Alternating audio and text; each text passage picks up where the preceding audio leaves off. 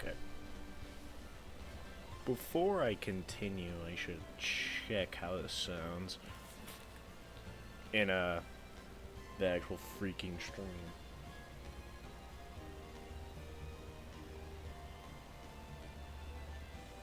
Ooh! Yeah, that's loud enough. The game, on the other hand, is weirdly quiet.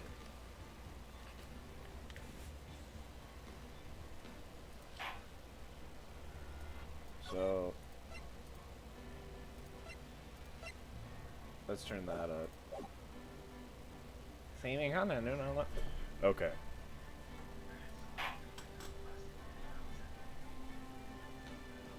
Howdy.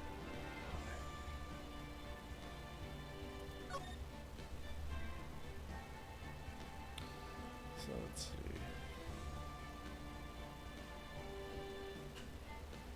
What were you looking for? Door was left open and there was a cat outside. Now we're ready to Oh.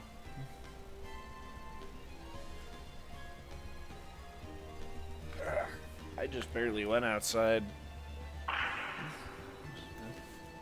Anywho.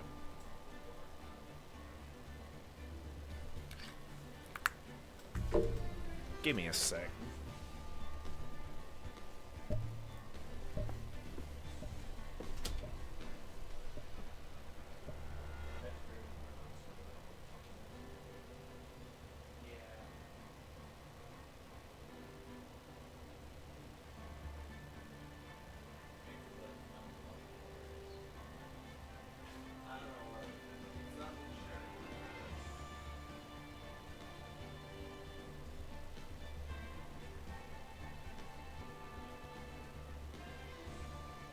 It's only because Lynn has been curious when he can go outside. Things are created and curious.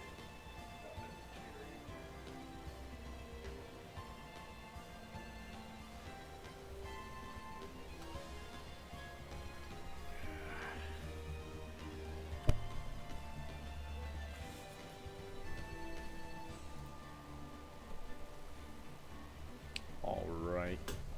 So, the plan. What's the plan? I'll tell you. So, yeah, I can't speak. So me, Ethan, Lindan, we all finished the case 3-5 of Ace Attorney, the last case of the first trilogy. And I decided it would be a both fun and also really stupid idea if I were to go through the entire game myself, voice every character myself. So that's right, you get to hear me voice everyone. Grant, whether they will be good or bad, no clue. But I plan on getting through cases 1-1 and 1-2. Now, I did already play this game my own time before for 1-1, so...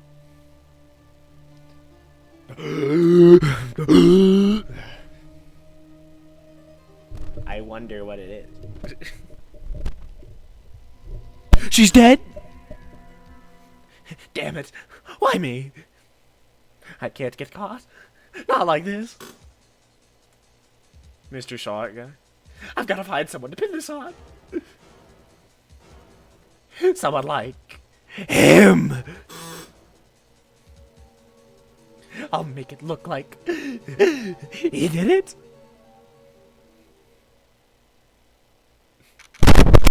August 3rd of 2017. David! Oh, it's great to be back here. Boy, am I nervous. Right? The tits of justice. Oh, hi, Chief. I'm glad I made it on time. Well, I have to say, Phoenix, I'm impressed. Not everyone takes on a murder trial right off the bat like this. It says a lot about you and your client as well. Thanks? Actually, it's because I owe him a favor. A favor? You mean you knew the defendant before this case? No, I didn't. I just decided to do this for shits and giggles.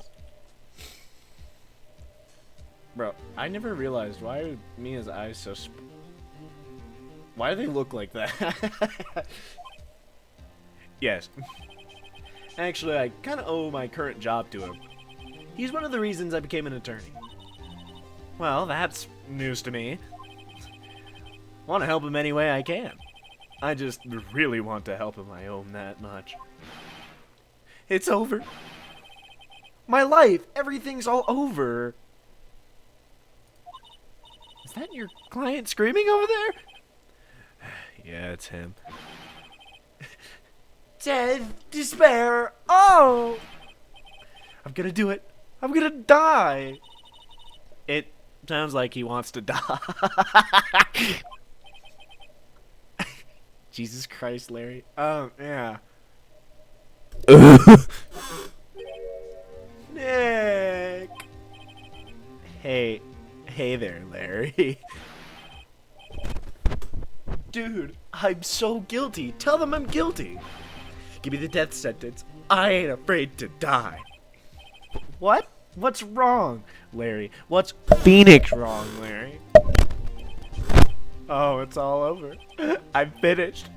Finished. I can't live in a world without her. I can't.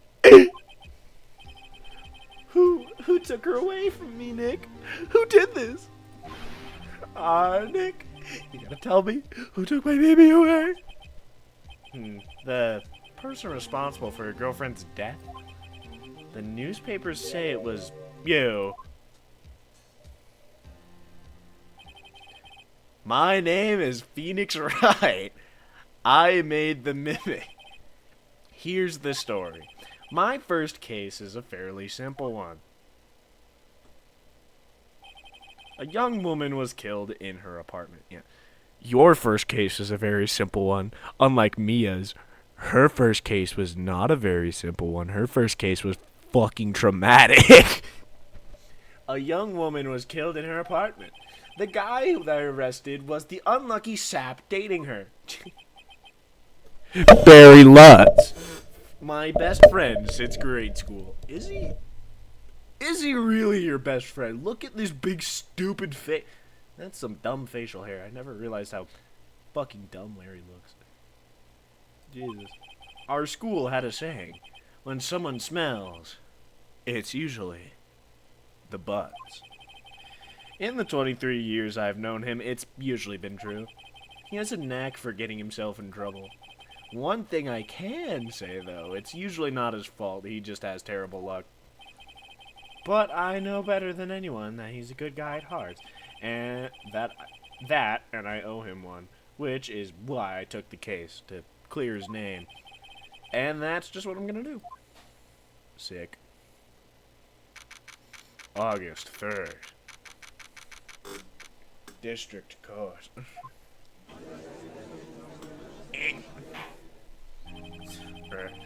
Court is now in session for the trial of Mr. Barry Lutz.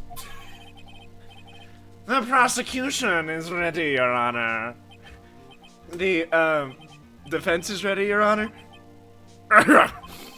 Mr. Wright, this is your first trial, is it not?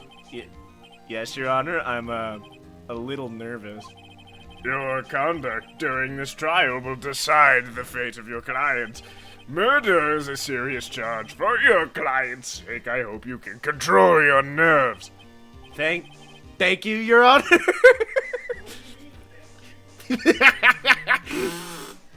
Why is this case funny? Mr. Wright, given the circumstances, I think we should have a test to ascertain your readiness. Yes, Your Honor. Hand shaking, eyesight fading. Phoenix! The test will consist of a few simple questions. Answer them clearly and concisely. Please state the name of the defendant in this case. Barry Lutz. Oh yeah, that's an achievement, right? Yep. Damn it. The defendant? Well, that's Larry Butts, Your Honor. Correct. Just keep your wits about you and you'll do fine. Next question. This is a murder trial. Tell me, what's the victim's name? I knew this one. Glad I read the case report covered so many times. It's... Wait. No way. I forgot. I'm drawing a total blank here. I forgot. Phoenix, are you absolutely sure you're up to this? You don't even know the victim's name? Oh, the victim. Of course I know the victim's name. I, just forgot. Temporarily.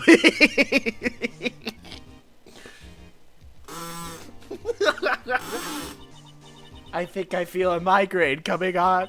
I don't remember this case being this funny. Phoenix, my hemorrhoids, Phoenix. Hi, Bing. Okay. The victim's name is listed in the court record. Just press tab at any time to check it at any time, okay? Remember to check it often. Do it for me, please. I'm begging you. Mr. Wright, who is the victim in this case? Cinderblock. Sydney Stone. The victim's name is Sydney Stone. Correct. Now tell me, what was the cause of death? She died because she was... Hit with a blunt object. She was struck once by a blunt object. Correct. A blunt object, as you see in the next case, that I really like. Hilarity. You've answered all my questions. I see no reason why we shouldn't proceed. You seem much more relaxed, Mr. Wright. Good for you. Thank you, Your Honor. Because I don't feel relaxed, that's for sure. Well then, first a question for the prosecution, Mr. Payne. Yes, Your Honor. As Mr. Wright just told us, a victim was struck with a blunt object. Would you explain to the court just what that object was? The murder weapon was the statue of the Thinker. It was found lying on the floor next to the victim. I see. The court accepts it into evidence. Statue. Statue. Right. Be sure to pay attention to any evidence added during the trial. That evidence is the only ammunition you have in court. Use tab to check the court record frequently. Alright. Mr. Payne, the prosecution may call its first witness. Shit. The prosecution calls the defendant, Mr. Butts, to the stand. Chief, what do I do now? Pay attention. You don't want to miss any information, and that might help you with your client's case. You'll get your chance to respond to the prosecution later, so be ready. Let's just hope he doesn't say anything unfortunate. Uh-oh, Larry gets excited easily. This could be bad. Why is this case hilarious? Look at this smug asshole. We barely see that sprite of Larry. Yeah. It's good writing, Larry. Yeah. 3-5 was also good writing Larry, just slightly less good writing Larry. Mid writing, Larry. Okay, like writing Larry.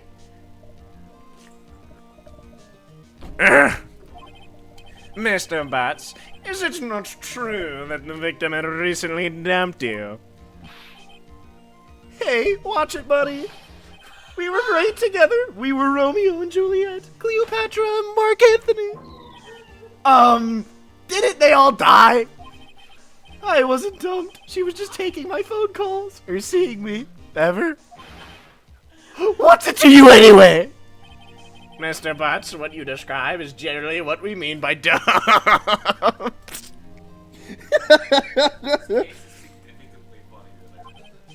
In fact, she had completely abandoned you and was seeing other men. She had just returned from overseas with one of them the day before the meandered at her. What do you mean, one of them? Lies. All of it. Lies. I don't believe a word of it.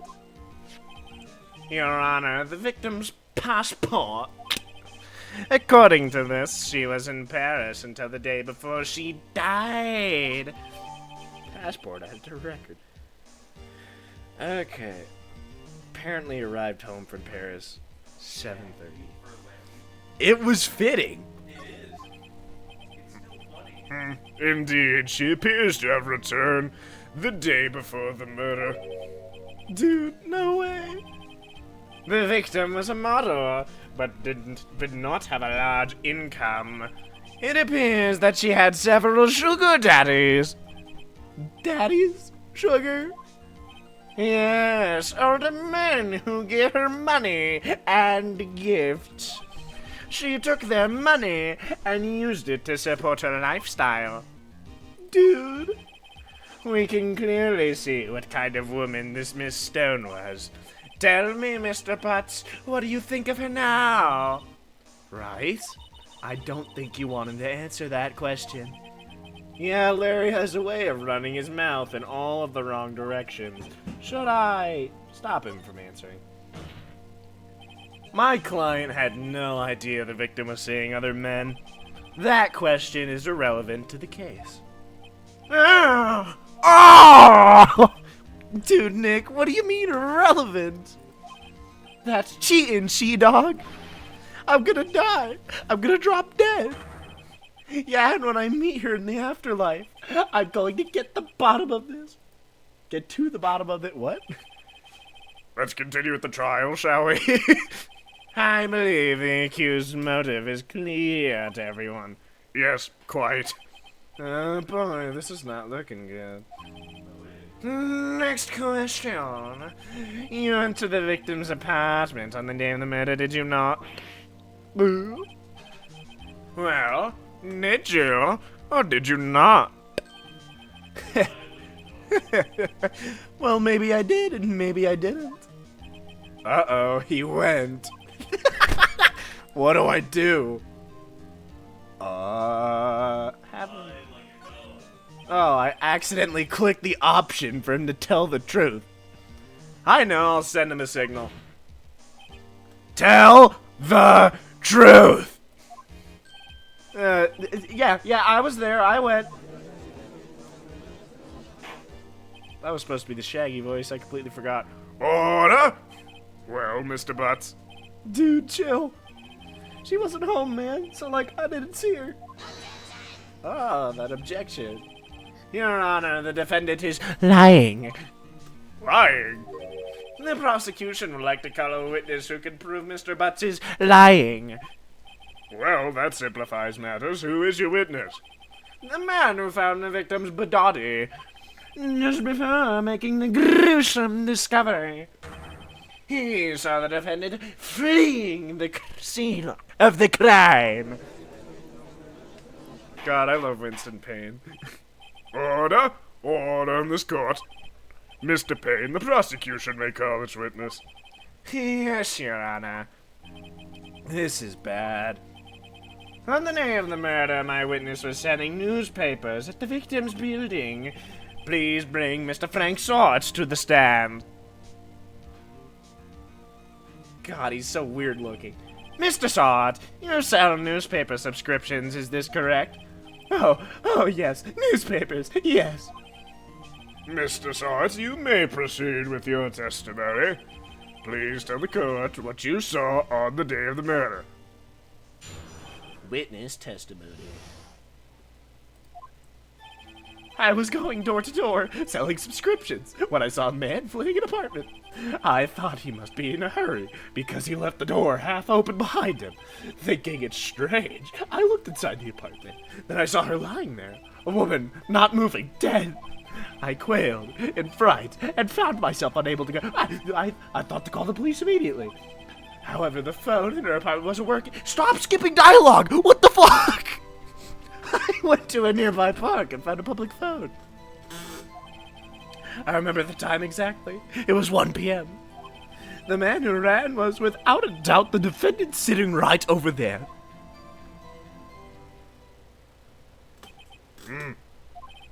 Larry, why didn't you tell the truth? I can't defend you against a testimony like that.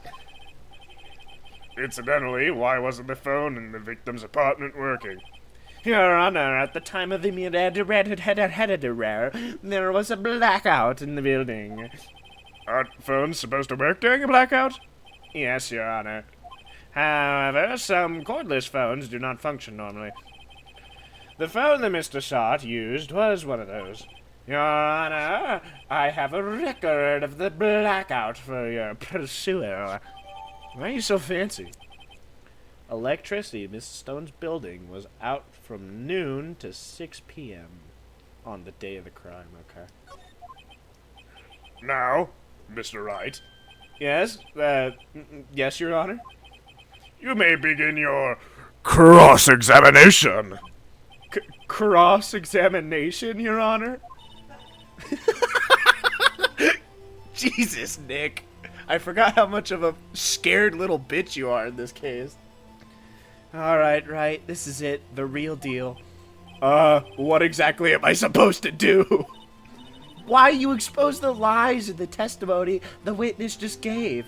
Lies? What, he was lying? Your client is innocent, right? Then that witness must have lied in his testimony. Or is your client really guilty? How do I prove he's not? You hold the key. It's in the evidence. Compare the witness's testimony to the evidence at hand. There's bound to be a contradiction in there. First, find contradictions between the court record and the witness's testimony. Then, once you've found the contradicting evidence, present it and rub it in the witness's face. Okay. Phoenix is such a moron. Open the court record with tab, then point out contradictions in the testimony. Jesus Christ. Cross-examination. Okay. What do I even have? Well, Time of death, 4 p.m. to 5 p.m. Aha! Stupid idiot. I get what you're putting down. Where's the backspace button? There it is. I understand how a game works. I understand that. Why is this testimony so long? That's a great question.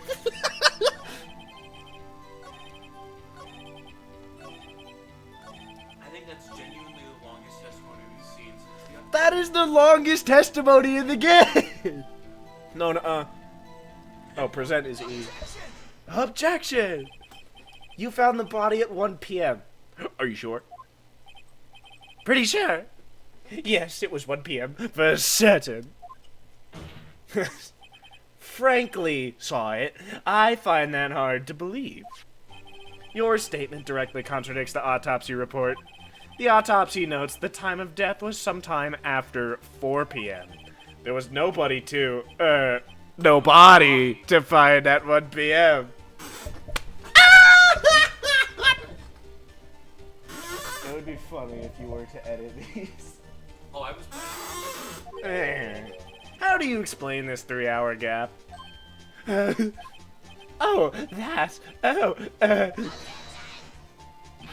This is trivial. The witness merely forgot the time. After his testimony, I find that hard to believe. Mr. Sart, why were you so certain that you found the body at 1 p.m.? Gee, that's a really good question. Great job, Wright. Way to put him on the spot. That's all you have to do. Point out contradictions. Lies always beget more lies. Beget? See through one and their whole story falls apart. Wait, I remember now. Would you care to give your testimony again? Why is the judge smart?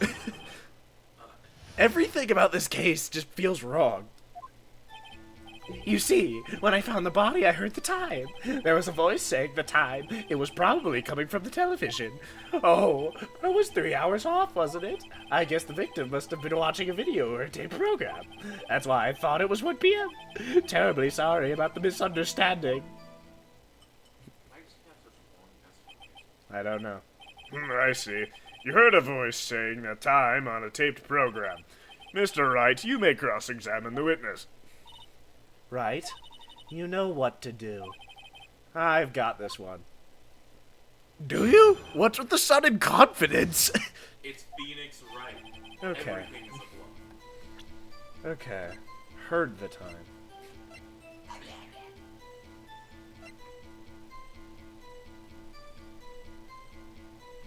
Okay.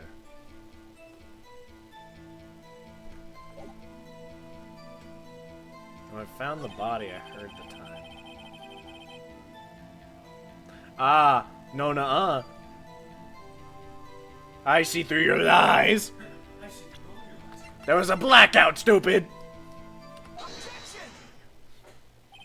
Hold it right there. The prosecution has said there was a blackout at the time of the discovery. And this record proves it. You couldn't have heard a television or a video. Well... The defense has a point. Do you have an explanation for this, Mr. Sard? No, I find it quite puzzling myself. Quite. Now, wait, I remember now. Mr. Sard, the court would prefer to hear an accurate testimony from the very beginning. These constant corrections are harming your credibility. That, and you seem rather distraught. My apologies, Your Honor. It must have been the shock of finding the body. Very well, Mr. Sard. Let's hear your testimony once more, please. Alright. Hearing the time.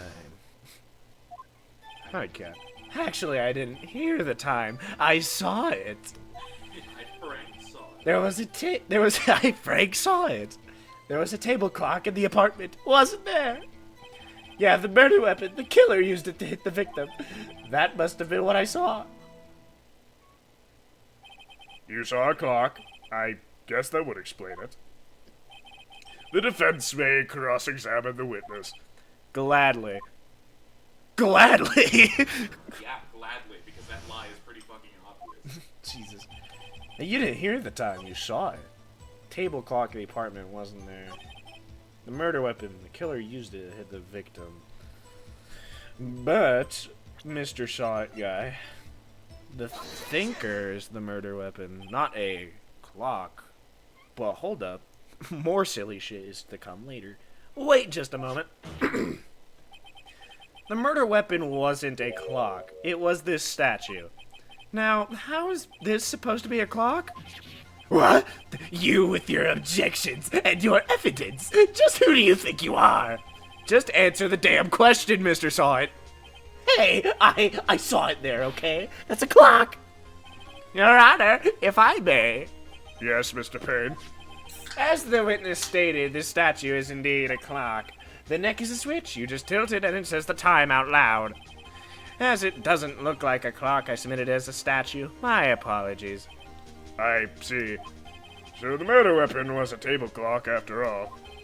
Well, Mr. Wright, it appears that the witness's testimony was correct. This is a clock. Do you have any problems with his testimony now? Yes. He said he saw it, but Your Honor, there is a gaping hole in the witness's testimony. The only way he could have known the weapon was a clock is to hold it in his hand. Yet the witness testified that he never entered the apartment. Clearly a contradiction. Indeed. The witness knew it was a clock because he went into the apartment. You're lying! You were inside the apartment on the day of the murder. Oh yeah? Prove it. Prove I went in there. I'll do better than that. I could prove you were the one who killed her.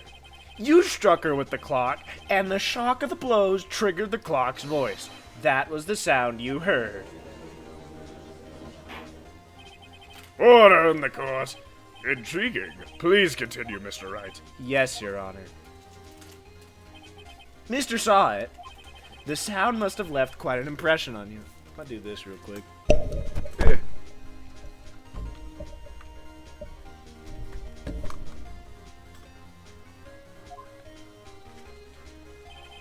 Understandable, since the murder weapon spoke just as you hit the victim. That voice was burned into your mind. That's why you were so certain about the time. What's the meaning of this? This is all baseless conjecture. Baseless? I assure Just look at the witness's face! Would the witness care to elaborate? Did you strike the victim with the clock? That day, I never. Look, the clock, I heard, no, I mean, I saw. I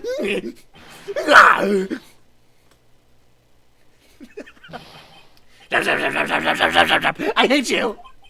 It was him, I tell you. I saw him. He killed her, and he should burn, give him death. That's a significantly better voicing of the breakdown than we did the first time. Order in the court, I say. Your Honor, a moment, please. There isn't a shred of evidence supporting the defense's claims. Mr. Wright, Your Honor. you claim the sound the witness heard came from the clock. Do you have any evidence? The whole case is riding on this. I better think it through carefully. Your Honor, the sound Mr. Sawit heard was definitely this clock. The fact which is clear if you simply try sounding the clock. Ask the neighbors. Let's sound the clock now, here in this court. Your Honor, may I have the clock? Good. I ask the court to listen very carefully. Beep. I think it's 8:25. That certainly is a strange way to announce the time. Well, he is the thinker, after all. So, we heard the clock. What are your conclusions, Mr. Wright? Mr. Payne, can you tell me what time it is now? It's 11:25. As you can see, this clock is exactly 3 hours slow. Precisely the discrepancy between what Mr. Sawit heard and the actual time of death. So, Mr. Sawit, try to talk your way out of this one. You forgot one thing. Uh-oh, what's he talking about now? While it may seem like that clock is running 3 hours slow, it proves nothing. How do you know it was running 3 hours slow on the day of the murder? If you can't prove that, you don't have a case. He's right. He's Phoenix right. How am I going to prove that? Damn it, I was so close. Mr. Wright, it seems you lack the critical evidence to support your claim. For a second, I thought he was about to say you lack the critical thinking. Yeah. Yes, Your Honor. This means I cannot let you indict the witness. Clearly, everyone in this courtroom right now lacks critical thinking. Fucking. Unfortunately. What do you mean you can't prove it was 3 hours slow the day of the crime? If the victim was the only one who knew how to change the time. Right. This ends the cross-examination of Mr. Frank Sawit. I come all the way down here to testify, and look what happens. You treat me like a criminal. A criminal. You lawyers are all slime. I almost had him. Sorry, Larry. I failed you. There's nothing I could do about it now. Not so fast, Mr. Sawit. Chief! Listen up, right? Don't throw this one away. Not like this. Think. But, Chief, it's over. I can't prove the clock was slow the day of the murder. Nobody can prove that. Well, yes. But that doesn't mean you can't still win. Try thinking out the box. Try to Turnabout. Don't waste time doubting the facts. Assume the clock was 3 hours slow and think through it.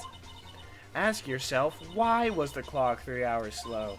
Figure out the reason and you'll have your proof. Right? Right? Can you think of a reason as to why the clock would be 3 hours slow? Yes, I can. Wait, maybe I can prove it. You must have evidence somewhere that can prove it, right? Find it and let him have it. Well, Mr. Wright, you say the clock was already running slow on the day of the murder. Have you found evidence to support this claim? Of course. There's a piece of evidence in the court record that could prove my claim beyond a doubt. Ha! Tough words. Let's see you pull this one off. Let's see the evidence that proves why the clock was running slow. The passport. Why is it the E button? The victim had just returned home from abroad the day before the murder. As we all know, the time difference between here and Paris is 9 hours. When it's 4 p.m. there, it's 1 a.m. the next day there. The clock wasn't 3 hours slow, it was 9 hours fast! The victim hadn't reset her clock since returning home. That's why the time you heard when you struck her dead in her apartment was wrong. I knocked the camera, oops. Proof enough for you, Mr. Saw It. Or, should I say, Mr. Did It. Mr. Diddy. The foaming at the mouth. That never gets old. Foaming at the mouth? Order, I say. Sick. We did it. Well, this case has certainly turned out differently than we all expected. Mr. Payne, you're a witness. He was arrested and had been taken away, Your Honor. Very well. Mr. Light, Yes, Your Honor? I have to say I'm impressed. I don't think I've ever seen someone complete a defense so damn quickly. And find the true culprit at the same time. Thank you, Your Honor. You're gonna see me do it load more times. You want to see me do it again? At this point, this is only a formality, but this court finds the defendant, Mr. Larry Butts. Not guilty! Confetti! I don't know why there was no confetti in 3-5. It's weird. And with that, this court is adjourned. Alright. It turns out that Frank Saw It was a common burglar. He posed as a newspaper salesman to check and see when people were out of the house. That day, when Larry went to her apartment, the victim wasn't home. After he left, Mr. Saw It let himself in to do his dirty work. While he was searching her place, the victim returned. Flustered, Mr. Saw It grabbed the nearest blunt object he could find.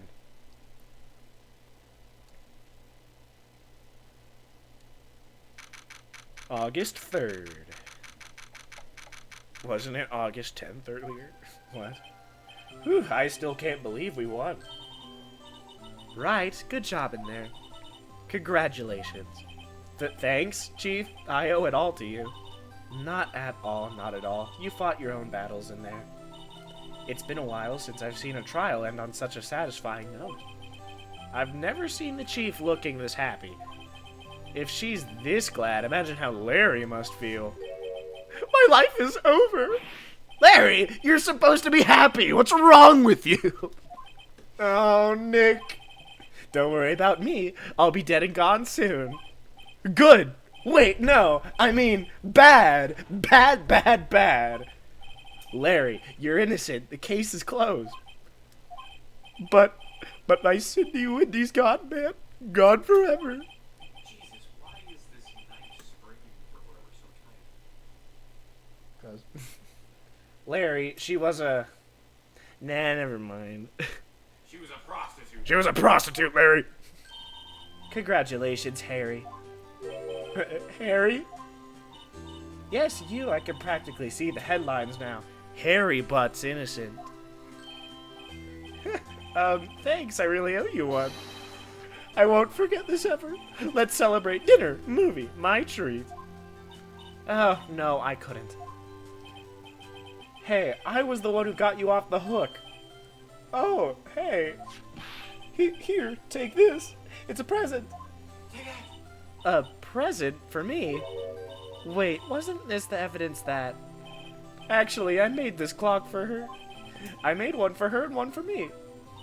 Really? You made this? That's still the most shocking thing in the entire game. That Larry made that fucking clock. What do you mean Larry made a clock? Clocks are like stupid to me. Well, thank you. I'll keep it as a memento. Yo, Nick. Can you believe it? I was so into that chick. And she was just playing me for a fool. Don't that make you want to cry? Larry. Larry? Are you sure?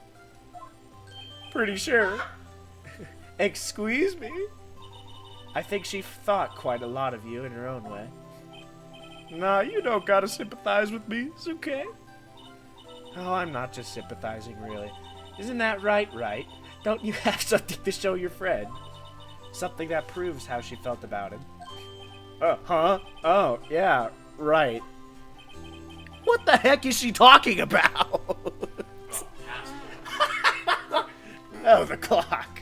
Oh, yeah. The cock. Check this out. I'm in a house like carp. Check this out, Larry. Proof positive you weren't just some chump to her. Huh? What about that clock? This is the clock you made for her, Larry. And she took it with her when she traveled. Whatever, she probably just needed a clock, that's all. You think so? It's a pretty heavy clock to take traveling. Well, make of it what you will. Hey, Nick. I'm glad I asked you to be my lawyer. Really, I am. Thanks. Hope that made him feel a little better.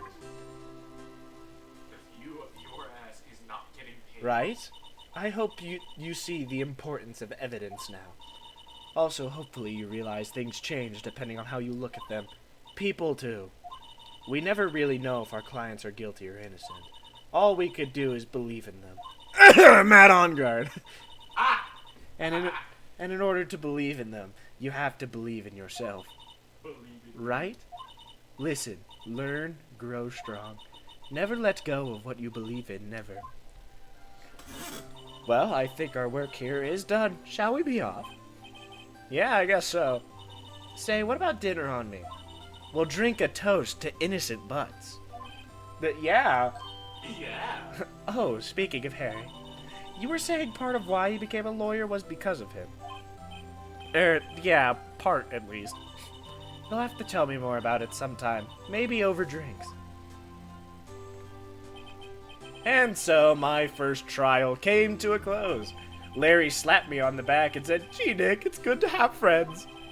I'm pretty sure he's not going to pay us, unless you count the clock he gave Mia. I didn't know it then, but that clock was soon going to be at the center of another incident, and my promise to tell the chief about me and Larry would be one promise that I wouldn't be able to keep. She's dead! So he's on. Or so Frank saw it. Frank thought it. Save your progress? Yes. Rise from the ashes! Why do I have a rise from the ashes saved? This is my Steam account! How do you have a rise from the ashes saved? I don't know! What the fuck? Why would you have a rise? Why do I have a rise from the ashes saved? Oh! Because you fucking speed ran cases 1 through 4 when we were watching the anime. Oh yeah, that's right. Beep. Hello, this is Maya. Hey Maya, it's me. Mia, what's up? You haven't called in a while. Sorry, I've been so busy. How have you been?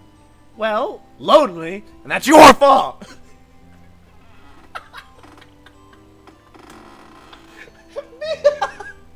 Not Mia, Maya!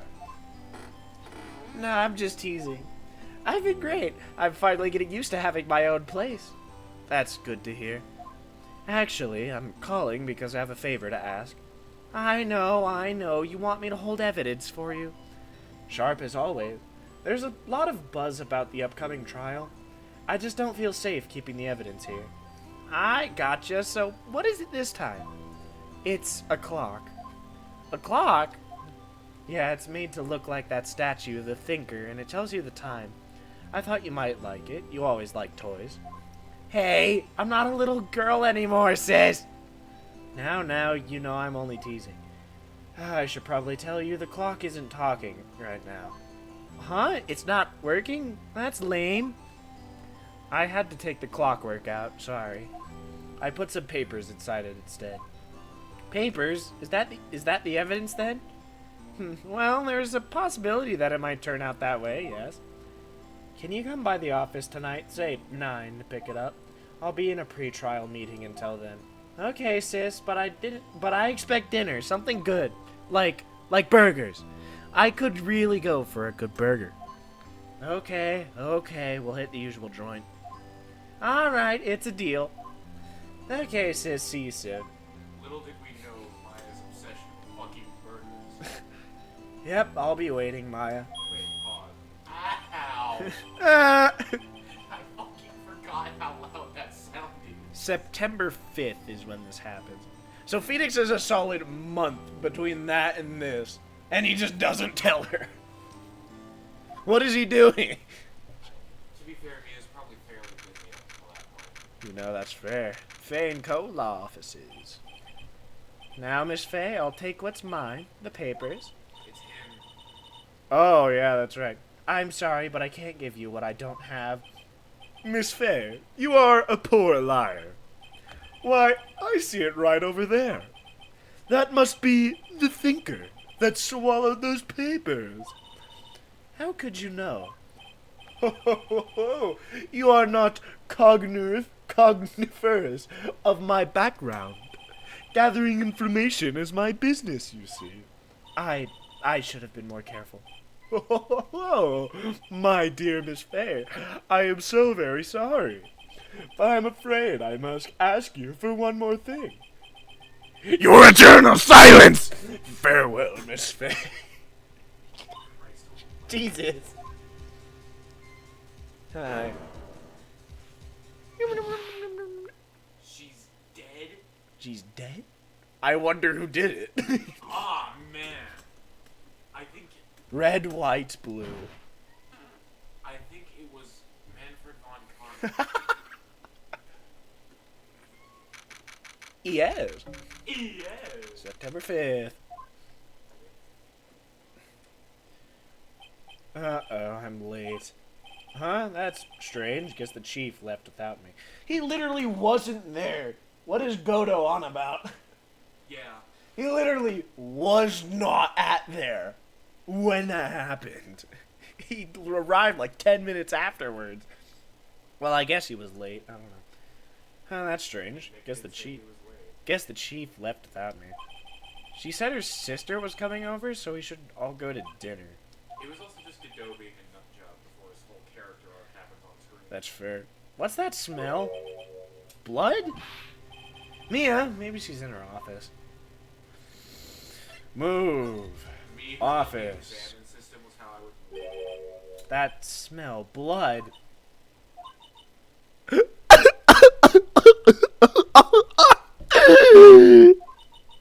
Sis! Someone's there. The first of way too fucking many times that Maya Fey gets accused of murder. Too many. Chief? Chief? Chief! I did not do it well when we first played this case. I will admit that. Who are you?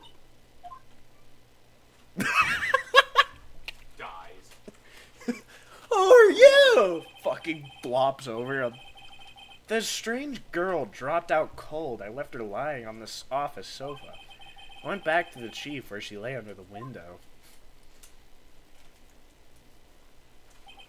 Her body was still warm. I could feel it when I held her shoulder. Don't say that! Then, all too quickly, it began to fade. Until, finally, she was cold. No! Mia! Chief! Examine. Boop. It's encrusted with dried blood. Really? It's an encrusted lockbox. It's a one. How ironic that this became the murder weapon. Again. The thinker? Again? The thinker? Again? Chief, it's hard seeing her like this, but if there are any clues here... She was struck on the head with a blunt object. She probably died instantly. The thinker lying next to her must have been the murder weapon. Thinker added to the court record. Murder weapon looks like statue made by Larry Butts. There are some glass shards near Chief's body. Must be pieces of the glass light stand lying broken in the back of the room. Glass shards? That's the thing. Nothing else that seems like a clue here. A piece of paper must have fallen from Mia's hand. What could it be? A word is written in blood on this scrap of paper. Maya? Did Mia write this? No. This piece of paper is a receipt from a department store, dated yesterday. Receipt added to court record. You're telling me he knew it was dated to yesterday the whole time?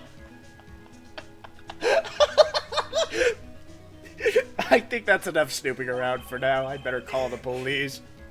Nick, you stupid. This fucking idiot. And find out what that girl was doing here. Okay, maybe 1-2 was a little worse than I thought. Was a little silly. Move. Vainco law offices. Gotta take off my sweater. Oh, Jesus, this game. Nick, you stupid fuck.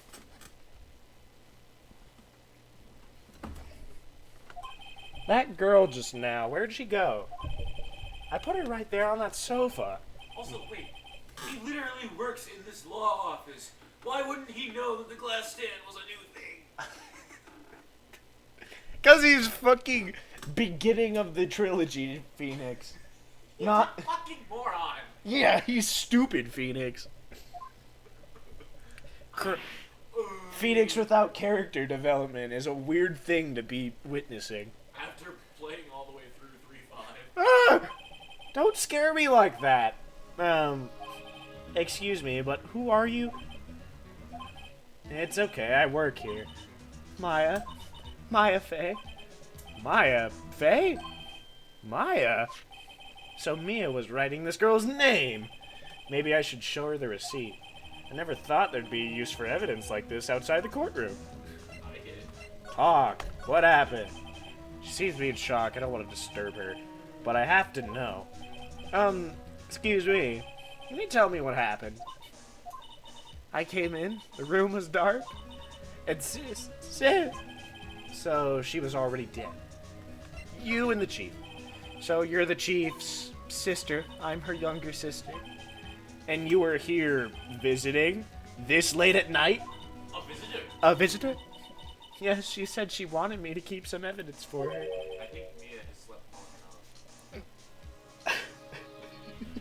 Oh wait, she's not waking up. Holy shit. Evidence? Yes, it was the clock. It was the thinker. Okay. Boop. Present. Maybe. Take that! Before Mia died, she wrote a message with her own blood. She wrote it on the back of this receipt. That's my name! Why? Why would she write my name? Please just calm down. Why would sis write my name? Uh-oh, now I've done it. I'd better hurry up and call the police. Any more? I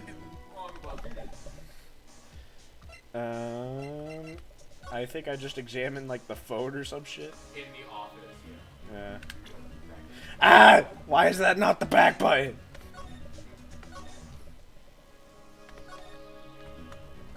What, the tab? The fucking escape key. Right. Why would that be backspace? Because it's escape. Oh. Yeah, never mind. Right, I better call the police. That's funny. A few of the screws on the receiver are missing. Okay, to be fair though, that's not... I wonder what it would take apart. It looks like someone was halfway through taking it apart. Police! Please, come quick. What was that? Someone's screaming from outside the window?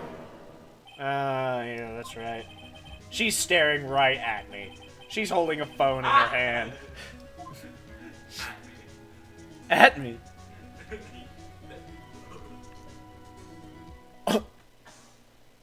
Stupid.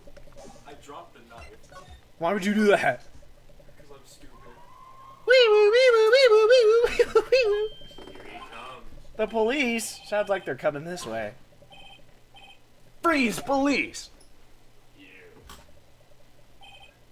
Alright, I'm Detective Gick Gumshoe? Gig? Jump? Gick? Dick Gumshoe, see? Dumb shoe? Gumshoe? What an odd name. We received a report from the building across the way, see? Got a person saying they saw a murder. It must have been that woman I saw. They're fucking quick as hell! Jesus Christ. Anyway, I don't want either of you moving 1 inch, Kay. Great. Just great. Maya, wait, she wouldn't have, nah. Whoa! Excuse me. This word Maya here mean anything to you? That's my name. What? The victim drew this here note in her own blood, see? With her dying breath, she wrote down the killer's name. The killer? I'm not. Case closed. You're coming down to the precinct, ma'am. No, what? I'll catch you. Little did we know this is actually the first time Maya got kidnapped. Yeah. Because there was absolutely, well, there was technically a reason for her to get arrested, but, you know. Holy. Mia's younger sister, Maya, was arrested on the spot. I was taken in for questioning and didn't get out until next morning. Jesus! My eyes were heavy, but I couldn't sleep. I sat around waiting for visiting hours to begin at the detention center. I had to talk to Maya as soon as possible. September 6th. Wow, they have poor Maya locked up like a criminal. Really? Oh, it's you, the lawyer. Good morning. Good morning. She looks so tired. Are you going to be my attorney? Well, that's what I wanted to talk to you about. Of course I will. First things first, I better get her cheered up. Yeah, of course I will. Cheer up! Really? Whoa, did I say the wrong thing? She looks sadder now. What's wrong? You don't think I can do it? No, no one could. Who would believe me?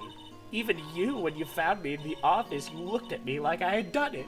Like I had Frank done it. Did I look at her like that? No, I never thought. It's okay, I understand. And I've also heard about you. But heard? Heard what about me? I was talking to my sister on the phone the other day. Today was my junior partner's first time in court. Wow, really? How'd that go? It was quite the scene. Honestly, I was on edge the whole time. It's been a while. So he crashed and burned. He's a genius. One of those strike fear to the hearts of evil types. The only thing he's lacking is experience.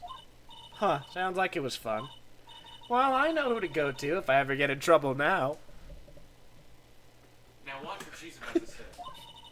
I don't know, Maya. I think you might want to wait. Give him 3 more years.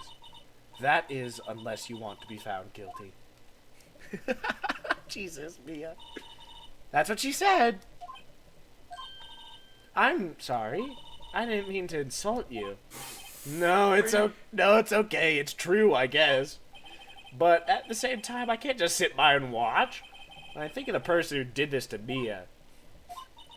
I know.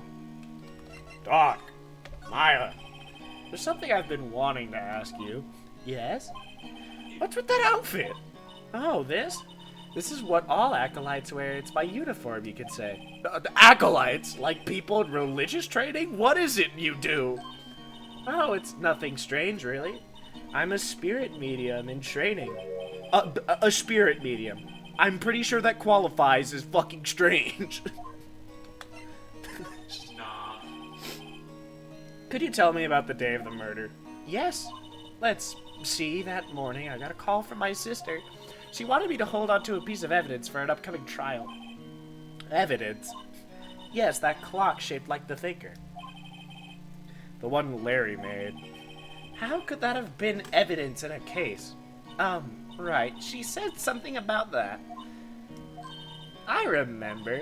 Do you want to hear it in her own voice? Her own voice? Yes. I'm pretty sure our conversation's on my cell phone. You recorded it? Yeah, I forgot how to delete those things. Your cell phone. So you say you have a conversation with your sister on your cell phone? Let's hear it. Right. Oh, I just remembered that detective took my cell phone. Damn it, Gumshoe! Sorry. Damn you, Gumshoe. Oh, right, of course. You're being somewhat good at your job. Why is he good at his job right now? Next time I see Detective Dick Gumshoe, I'll ask him for it. Alright, you a note so you don't forget, okay? Sure, thanks. Maya's memo. Spirit medium. So, you're an acolyte? Medium in training? That's right. The Fae family, especially the women, have always been very sensitive to the spirit world. Wait a second, you said the Fae family. So, Mia was into this stuff too? Of course. She left the mountain to follow her career, she said. Her powers were first class too. I had no idea. Wait. What? So, you're a real, honest to goodness spirit medium with ESP and all that? Yes, in training. Well, can't you contact me as spirit then? We could just ask her who killed her. I'm sorry, I'm still in training. God damn it, Maya! I couldn't do something on that level. I thought that would be too easy. Something the matter? I was wondering, could I ask you a favor? This is the address of a famous lawyer. My sister gave me this a long time ago. She said if I was ever in trouble, I should call him. And, well, I'm in trouble. Do you think you could go ask him to represent me? Accept. Sure, why not? I'll go ask. Thank you so much. I have no one else to turn to. Say, what about your parents? I see. Don't worry, leave it to me. Dead.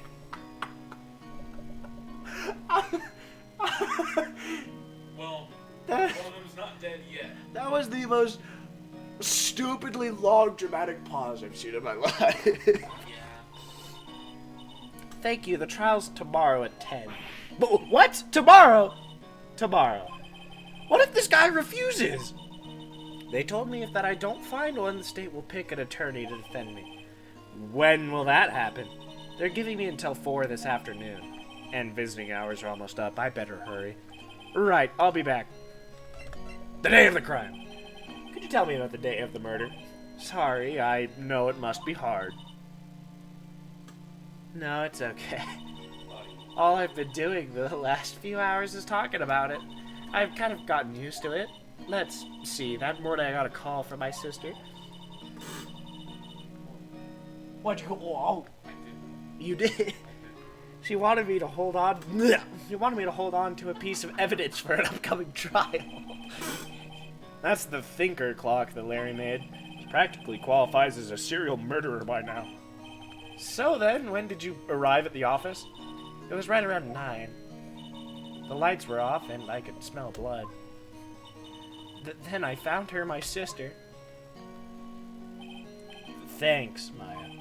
That's all I need to hear for now. Back. Move. Grossberg offices. Grossberg.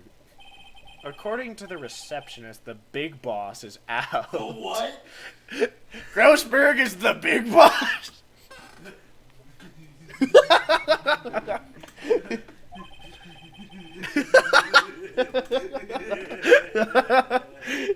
She couldn't say when he'd be back. Must be hard to keep track of everything when you're a famous lawyer. Not to mention run an office like this. I guess I'll just have to come back later. Examen! There's literally nothing in here right now. You don't need to examine. Fucking! Go back! Move! Detention center. Hey! What is it? Did you meet the lawyer? Sorry. I haven't seen him yet. I see. I better go see if I can find this elite lawyer she's talking about. Fuck. Your family. What about your family? I only had my sister. My father died when I was very young, and I don't know where my mother is. Don't know? So she could still be alive? She is. Your mother. Your mother. The woman in my family... Your mother! The women in my family have been mediums for generations. They say a lot of spiritual power runs in our blood. About 15 years ago, our family was involved in an incident. DL6 incident. Jesus. There was a man, and he ruined our mother's life. Ruined? After that, she disappeared. Virgil. Several years after that, my sister announced she would become a lawyer, and she left the mountain. So, you live by yourself? Yes, I've gotten used to it. Oh, also, I had to become independent, or I'd lose my powers. I feel bad for her, all by herself, up on that mountain. Your mother's enemy. So who was this man who, ruined your mother? About 15 years ago, there was there was an unusual murder case. God. It made quite a stir. Everyone was talking about it, apparently. The police were running out of leads, and they were getting desperate. Wait, they didn't use a spirit medium, did they? This is so much speaking. Yeah. The police convinced my mother to try and contact the victim. Remember, you chose to voice everyone yourself. I did, I'm aware. Wow, so what happened? The case was solved, we thought. You thought? The man my mother helped the police capture was... You thought! The police's consultation with the medium had all been carried out in secret, of course. But a man found out about it and leaked it to the press. He told all the papers that my mother was a fraud, and the media jumped on it big time. She, my mother, became the laughingstock of the nation. I see. White? Excuse me, White? That was his name, my sister told me. White? Okay. Back. Move. Grossberg. Never mind. Fade go, I guess. Zep. The office is filled with police officers. They're all busily searching for clues. Hey, you there. This is a crime scene, pal. No trespassing. No trespassing? This is where I work. Sorry, don't I know you from somewhere? Wait, you're that Butts guy, aren't you? No, Phoenix Wright. How can anyone mistake me for Larry? Nah, guess I got the wrong name, Mr. Wright. Sorry about that. That Butts guy, he was a killer, and you're no killer, right? He was proven innocent. Right, and you were,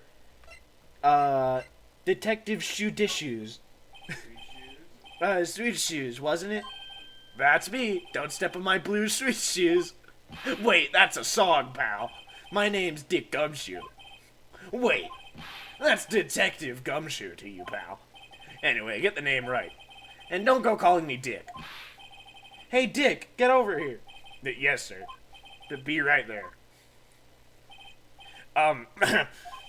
You're her lawyer, right, pal? If you got business here, you better do it quick. Whew, he thinks I'm Maya's lawyer. Talk. Mia. About Miss Faye. Did you do an autopsy? You want to know the results, eh? Now don't you look at me like that, pal. It's no use. She might have been your boss, but that doesn't mean you got any special treatment. Alright, you can see the report, but that's all. Autopsy report. Maya.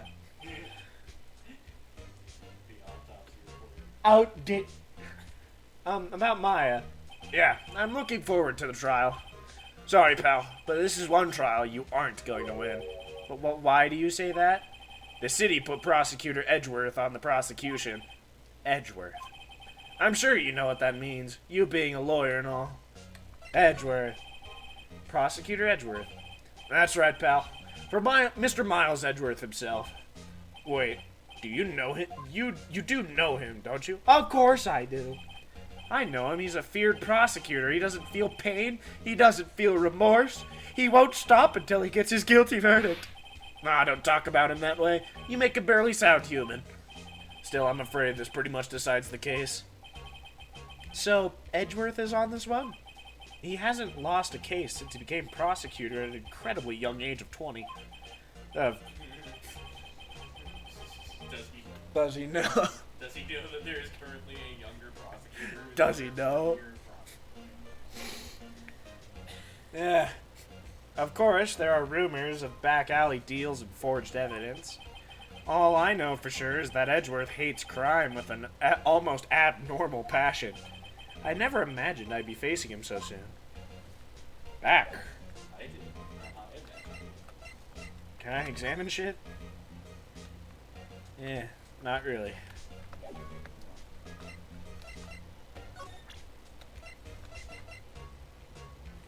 Oh yeah, I should...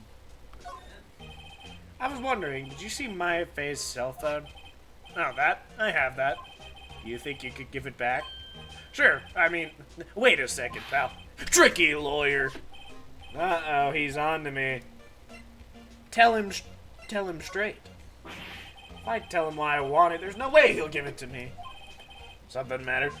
Oh, no, it's just a, detective. Nope, I know nothing, pal. That cell phone has a lot of numbers on it, like her boyfriend's. That cell phone holds all little girl's sweetest and spiciest secrets. What? You're trying to confuse me. Sorry, pal. I already checked all the numbers in memory. Impressive. You're quite the detective. Uh-huh. Oh, here, you can have the phone back. There weren't any suspicious call records in there after all. Seems you didn't notice the recorded conversation. Quite the detective. Jesus, Gumshoe.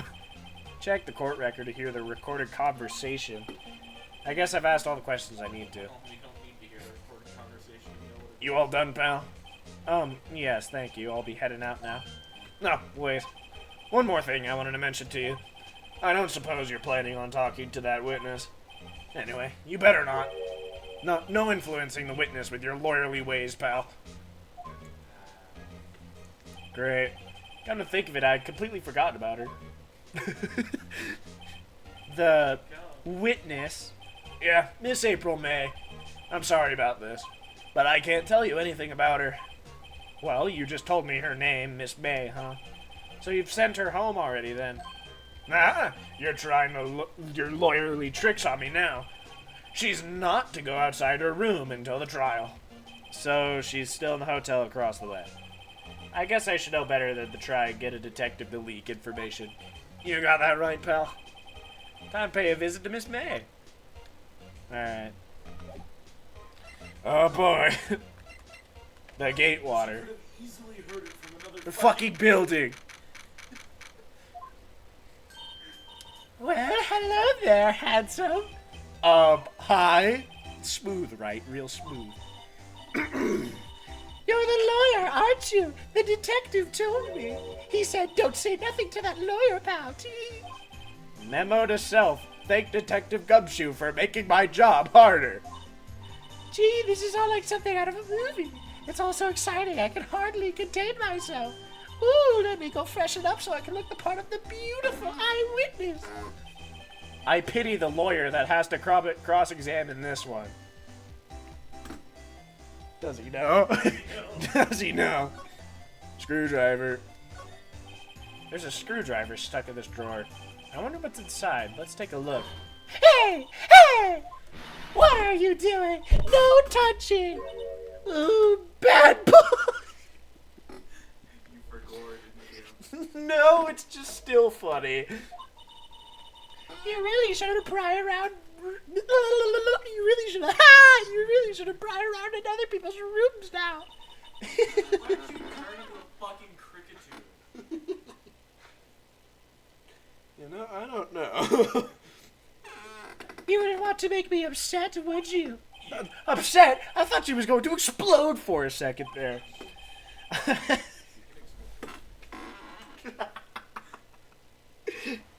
This is a great idea to be doing this stupid series. I wonder what could be inside the drawer. Talk. What you witnessed. Do you think you could tell me something? I need you to describe what you observed at the time of the incident. Ooh, absurd incident. You sound just like the lawyer in the movies. I like a man with a big vocabulary. Better not encourage her. You know that thing that happened the other day. The bad thing. Oh my god.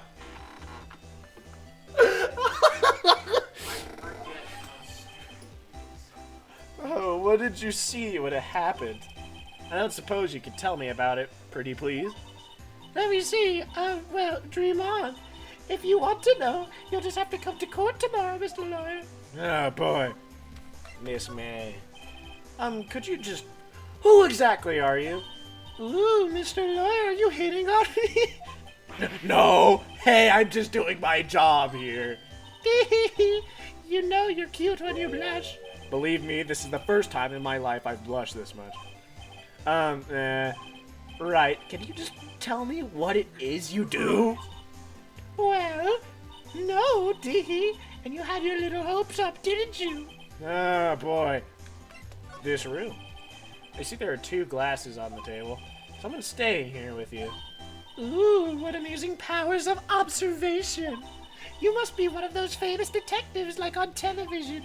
Oh, no, not me. I'm just a lawyer. Say, Mr. Big Detective, why don't you go look for clues in the garbage? Miss May doesn't like nosy little lawyers. Ah, boy. She's using lawyer like a slur this early. Jesus. Examine. Line. Bottle and 2 glasses are on the table. Somebody must be staying with her. I don't think you can actually get Okay. Is there anything I can... don't think so. Yeah, no, I don't think anything like that would work. Mo! Let's go to the detention center first. Never mind. Grossberg! Seems like Mr. Grossberg is out. Well, maybe I should just wait here for him to come back. That wasn't the most over-the-top clearing of the throat I've ever heard. Yeah. So you're the one that say has been looking for me? Yes, that's me. He looks even grander than I imagined. Oh, that badge on your collar. Oh, you're the lawyer, are you now? Yes, well, yes.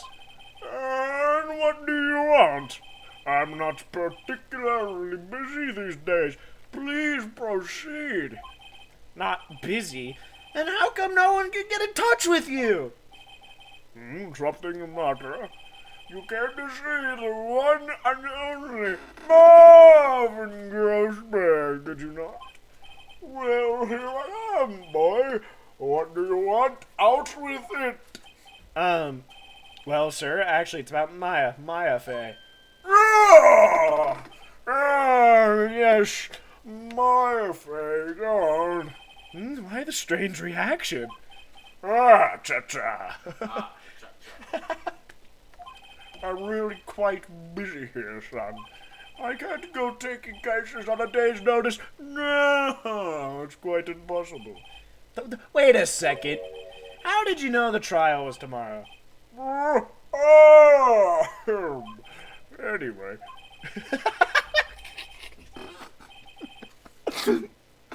This completely blows off the question. I'm afraid it's entirely impossible for me to represent her. Sorry, end of discussion. What's going on? He refused me before I even got a chance to ask him. What do I tell Maya? And you will be good. Talk. Your refusal. How can you just refuse like that? Please tell me. Why you won't take the case? Well, you seem, it's just, I'm busy, you see. But the client is Mia-Faye's sister. Oh, never mind. Mia trusted you. She knew her sister would be in good hands. Yes, of course. I know that. However, I'm sorry, but I must refuse. Sorry, goodbye. Creep. What? Fine. I don't have time to argue with you anyway. I'll go look elsewhere. Think not. Huh? Did you say something? I think not, I said. What do you mean? I'm terribly, terribly sorry, but I'm afraid that no lawyer with their salt will take this particular case. Terribly sorry, my boy. Why? I cannot say. I beg your pardon, but could you leave now? I've nothing more to discuss with you. What's going on here? Mia. How do you know Mia Fey? She worked here a long time ago. Quite an apprentice, that one. Learned my techniques in the blink of an eye. She left one day quite suddenly. She had a mission, you see. A mission? You can see it in her eyes. She followed it with a burning passion, never looked back, that one. That painting. That's quite a painting. You noticed. It's my pride and joy. Impressive, isn't it? Well, isn't it? The color of the sky, the hue of the sea, the weave of the straw hat. It's worth at least 3 million. I have no intention of parting with it, of course. Oh, no, I won't sell it. Not even to you. I wasn't interested. It's not for sale. I'm not buying! Jeez! Alright. What do you think of my voices, the characters I don't voice? September. I don't know. Hiya. Oh, you're back. Did you find the lawyer? Well, what do I tell her? Well, see, just be honest. I really don't think you should use that guy. He didn't seem healthy. He was all skin and bones.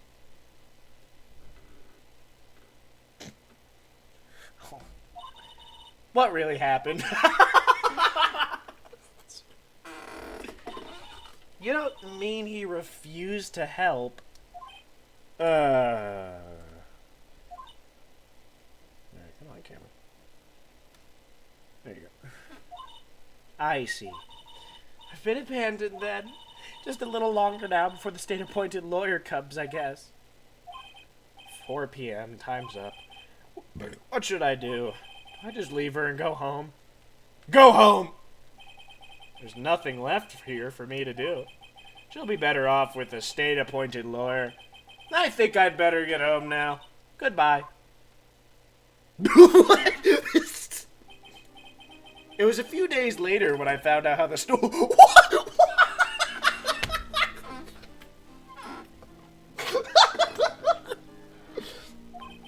The result of the trial was in the newspaper. Guilty. I'll probably never meet her again. Did I make the right choice? Will I ever know? Huh, Mia, if you can hear me, please tell me. Not! I can't let that happen. Okay. I was about to thought you actually just fucked the game over. I'm not leaving here until she takes me as her lawyer. I've made up my mind. I'm going to defend you whether you want me to or not. Why? Why? Well, I don't know why. To be honest, I don't know. You don't know? Is this girl sitting in front of me the killer? All the evidence seems to say yes. But there's something about this whole thing that smells fishy. That witness's strange behavior, was that all an act? And the way that lawyer refused to help out Maya. But more than all that, she has no one left to help her. Nothing is more sad or more lonely than that. Christ, I know. I've been there a long, long time ago. Why did I become a lawyer in the first place? Because someone has to look out for people who have no one on their side. There's only one thing I know for certain. I won't abandon you. You can count on me. That's so kind of you.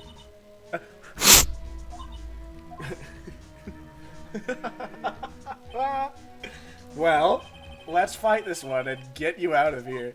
Right, thank you. Whew, she smiled at last. She looks like an entirely different person. One last question. You are innocent, right? No. Yes. And I trust you. So you trust me too, okay? It's a deal. A deal or no deal. So what's next? There's something that's been bugging me. Just what was inside that strange woman's drawer? It was when I tried to look into the drawer that she got all defensive. There has to be something in there. Okay. Do I have anything? No. Saw it! I saw it! I fake saw it! The Gatewater. Good afternoon, sir. Excuse me, you are? I beg your pardon, sir. I am the bellboy of this establishment at your service, sir. Oh, right. I've just come up to deliver room service, sir. Do you know where Miss May might be? I believe our guest, Miss May, is currently using the, facilities. If you no need of anything, I'll be taking my leave. Please stay as long as you like. Enjoy. Yeah. Wait, no, hey! Why does it seem like every time I come here, I end up embarrassing myself? Wait, now's my chance to snoop around a bit. I almost forgot. You came back quick! Might I ask you to inform Miss May that there is a message for her. Please tell her that Mr. White of Blue Corp phoned. Oh, right, sure. Mr. White of Blue Corp? Where have I heard that name? White? That was his name, my sister told me. White was the name of the guy who ruined me and Maya's mother. Could it be a coincidence? Examen! Give me that. There's a screwdriver. Now's my chance to see what's inside. What do we have here? Wiretap? Hang on a second. What would a woman like her be doing with a thing like this? What? That's the same screwdriver on top. Amazing. Wiretap added to the court record. There is definitely something sussy about Miss May. Why would she have something like this in her hotel room? There's a story behind all this. I know it! Alright, I'll be using this bit of evidence in tomorrow's trial, that's for sure. For Maya's sake. I'll get to this woman's bottom. Wait, I mean, you know what I mean. Oh, that boy's still there. Uh-oh, time to scram. I look forward to tangoing with you tomorrow, Miss May. In court! I love this game. I'm already on first trial. It took us way too long to get this far. No, we are an hour and 30 into the episode. No, save the data. There we go. September 7th.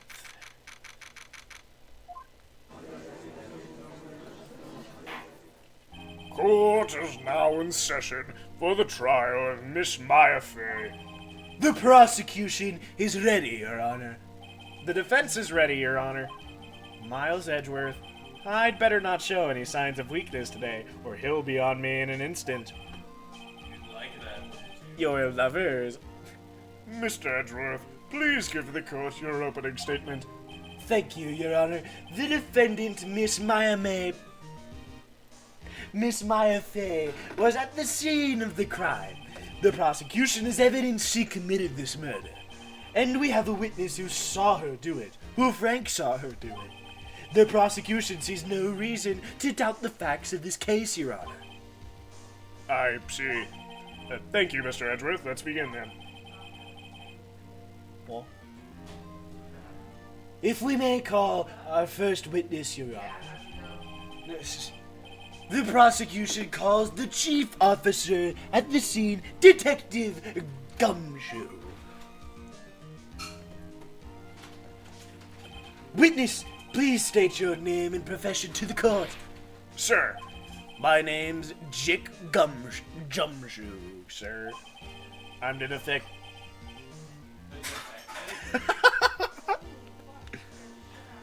The defective. I'm the detective in charge of homicides down at the precinct, sir. What? Maybe. Detective Gumshoe, please describe for us the details of this murder.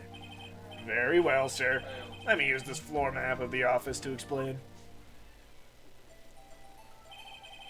The body was found by this window here. And the cause of death? Loss of blood due to being struck by a blunt object, sir. The murder weapon was a statue of the Thinker found next to the body, sir. It was heavy enough to be a deadly weapon, even in a girl's hands, sir. What's that supposed to mean? The court accepts the statue as evidence. They're still calling it a statue.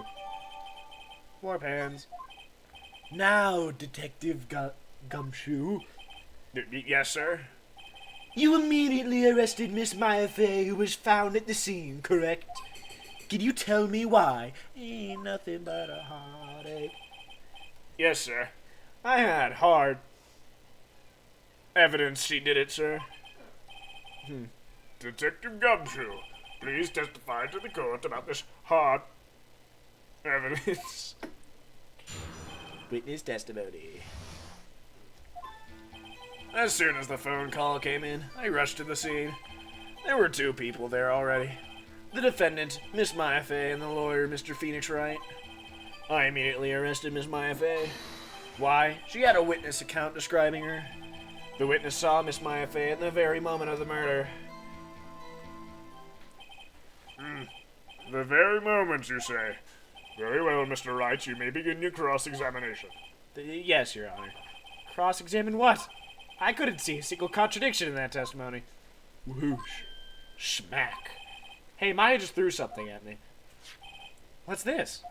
When my sister couldn't find any contradiction in a witness's testimony, she would bluff it and press the witness on every detail. The witness always slips up and says something wrong. It works lots of times. Howdy. Yeah, I should have expected Maya would know some of her sister's tricks. Alright, let's give this a try. Something the matter?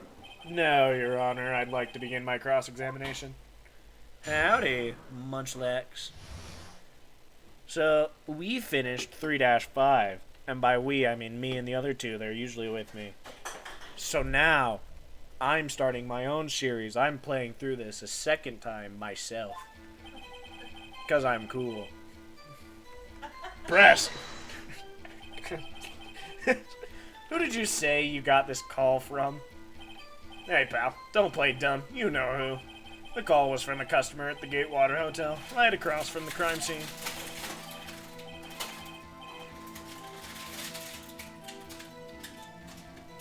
He's probably staring at me like a moron. You're loud. It's about to be loud again. I don't care. You're out. Your lovers.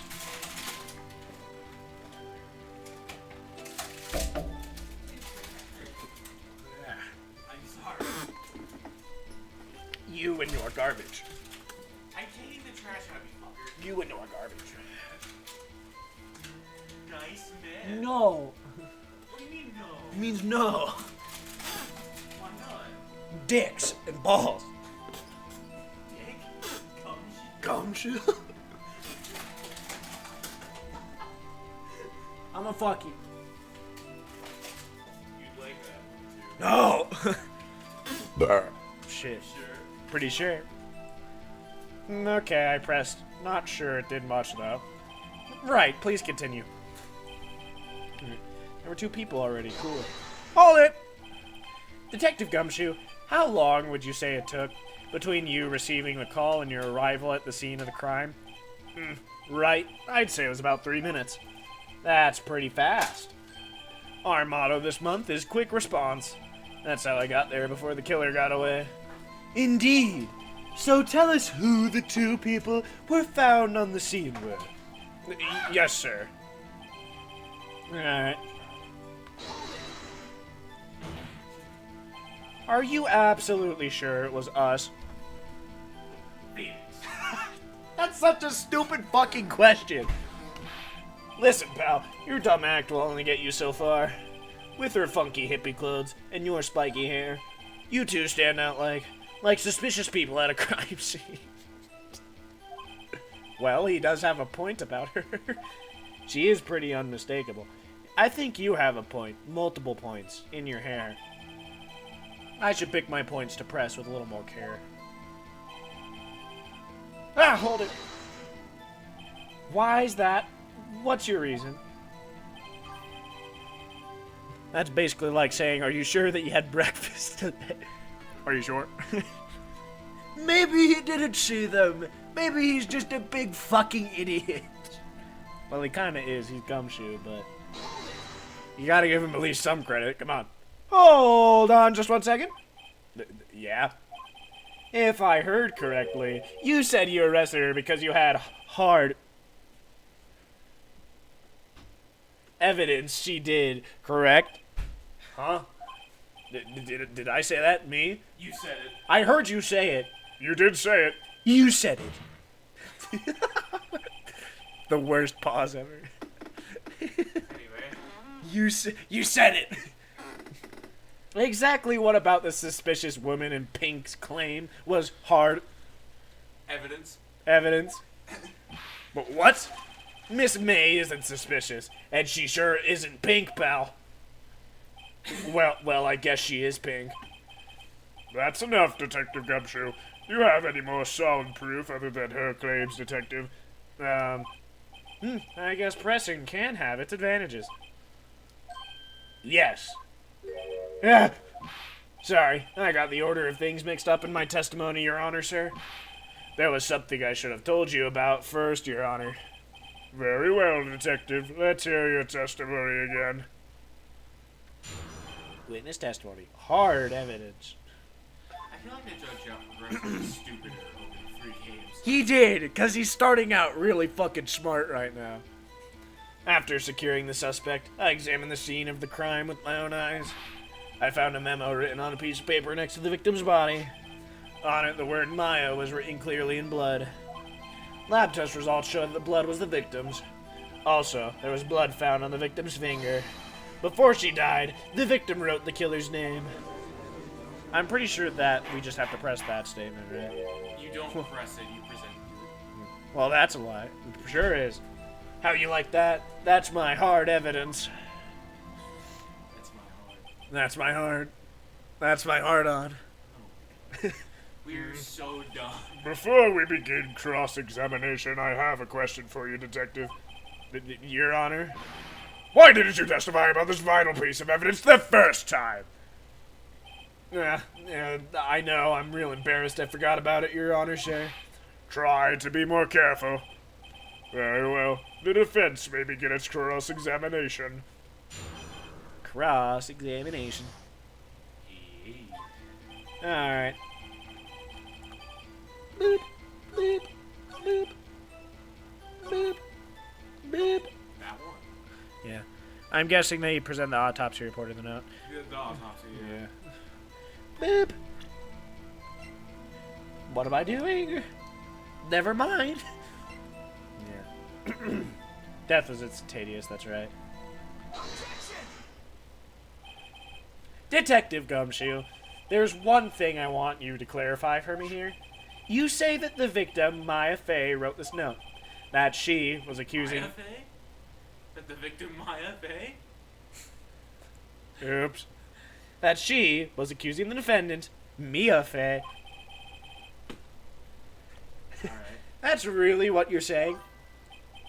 3-5 reference.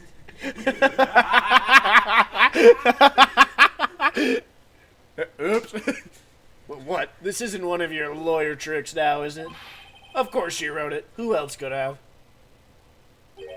You have it backwards, Detective. Backwards? The victim is the only person who absolutely could not have written it. This is a report from your department, Detective. Immediate death due to a blow from a blunt object. She died immediately. But... No butting your way out of this one, Detective. Order! Order! The defense has a point. No shit. Someone who died immediately wouldn't have had the time to write anything down. Mr. Wright, I beg your pardon, but when exactly did you obtain that autopsy report? The day after. When? Yeah, it was the day after the murder. It was the day after the murder. The prosecution's point being? That autopsy report is outdated, Your Honor! What? The second autopsy was performed yesterday at my request. Death was almost immediate due to a blow from a blunt object, but there is a possibility the victim lived for several minutes after the blow. I received these results this morning. No way! Your Honor, it's quite easy to imagine that the victim did have time to write Maya. That is all. I see. Damn you, Edgeworth! I should have known you'd have something up your sleeve. Why, Mr. Wright, you look shocked. Something you want to say? I'm a sham. The detective's a sham! Detective Gumshoe, you're a sham! How could you give me a faulty report? Well, I thought... Why would there be two autopsy reports? Because Edward fucking forced the second one, probably. Probably. Detective Gumshoe, I'm disappointed in you handing him the wrong report like that. I'm sorry, sir. You are at fault, Detective. This isn't going to look good on your evaluation next month. His salary! The beginning of his salary gradually decreasing. But what?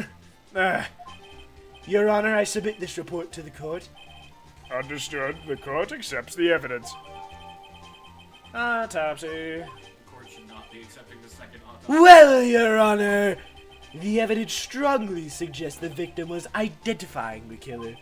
I suppose that's the obvious conclusion, yes. Darn, this isn't good. The prosecution would like to call its next witness. Oh, dear God. This poor, innocent girl saw the murder with her own eyes. Innocent? Fuck you mean? Let the witness, Miss April May, take the stand. Exactly what part of her is innocent? Thank you, Phoenix. So are you just going to do Apollo Justice or the first investigations game first? We're doing Apollo Justice. We are doing 4-1 first, and then we will continue to Dual Destinies and Spirit of Justice. And then after all those, we're going to go back in time and as Edgeworth and play Investigations 1 and 2. Which after then is then Great Ace Attorney 1 and 2. And then we are finishing off the series with the DS emulator playing Professor Layton versus Phoenix Wright. Witness your name, please. April May. You know, unless of course Ace Attorney 7 or something gets released before we get to the point where we play Professor Layton. Then it gets delayed by the next Ace Attorney game. The boobs are back at their full 3-3 reference. Boobs. At your service. Why is she standing like that? Order, an introduction should not require any reaction from the crowd. My apologies, Your Honor, she fucking jiggled their tits at me. The witness will refrain from went-on winking. Oh, yes, Your Honor. This is not good. She's already captured the heart of every man in this courtroom. You could say she's stolen their hearts. Disturbing the beat. Sure, we'll go with that. Tell us, where were you on the night of September 5th when the murder occurred?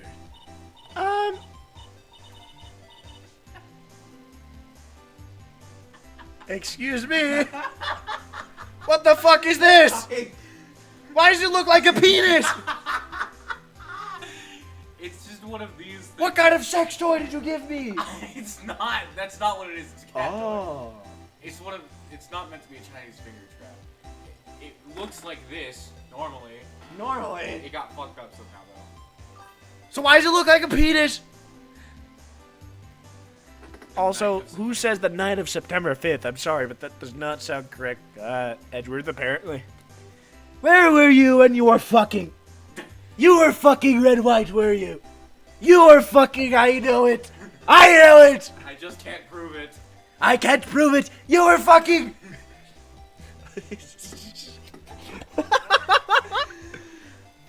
Probably Gee, I was like in my hotel room. Dee. I checked in right after lunch. And this hotel is directly across from Fade Co. law offices. That's right, big boy. Please testify to the court about what you saw it. Press X to doubt. Yeah. Witness account? It was like 9 at night. I looked out the window, you know, and then, ooh, I saw a woman with long hair being attacked. The one attacking her was the mousy girl sitting in the defendant's chair. Then the woman, like, dodged to one side and ran away. Stop throwing cat toys at me!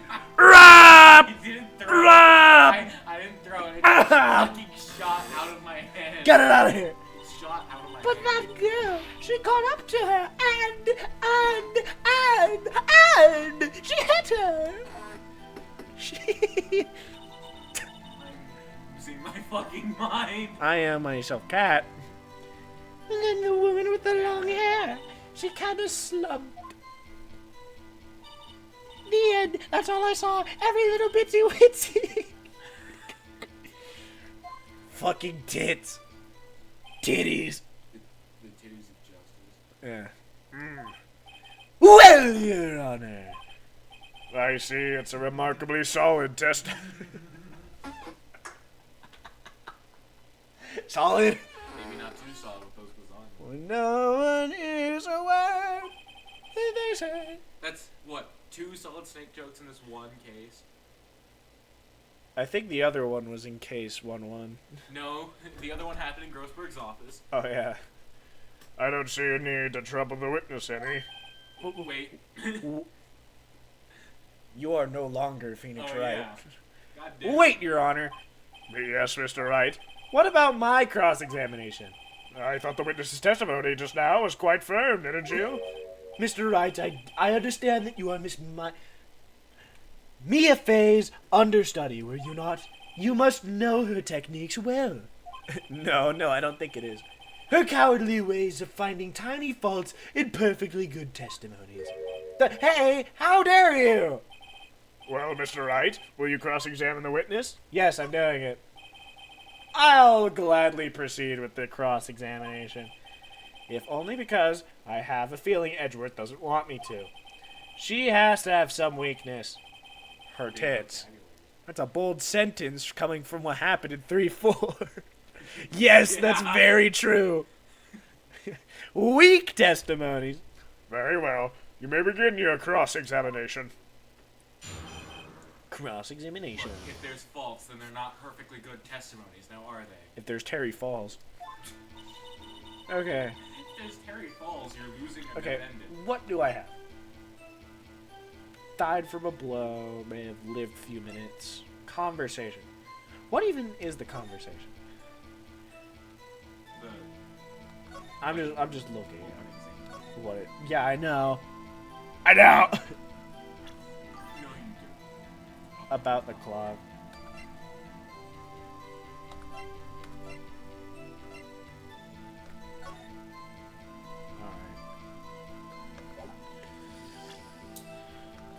So, let's see. Ooh, I saw a woman with long hair being attacked. I'm taking her as a mouse girl in the defendant's chair. Dodged one side, ran away, caught up and hit her.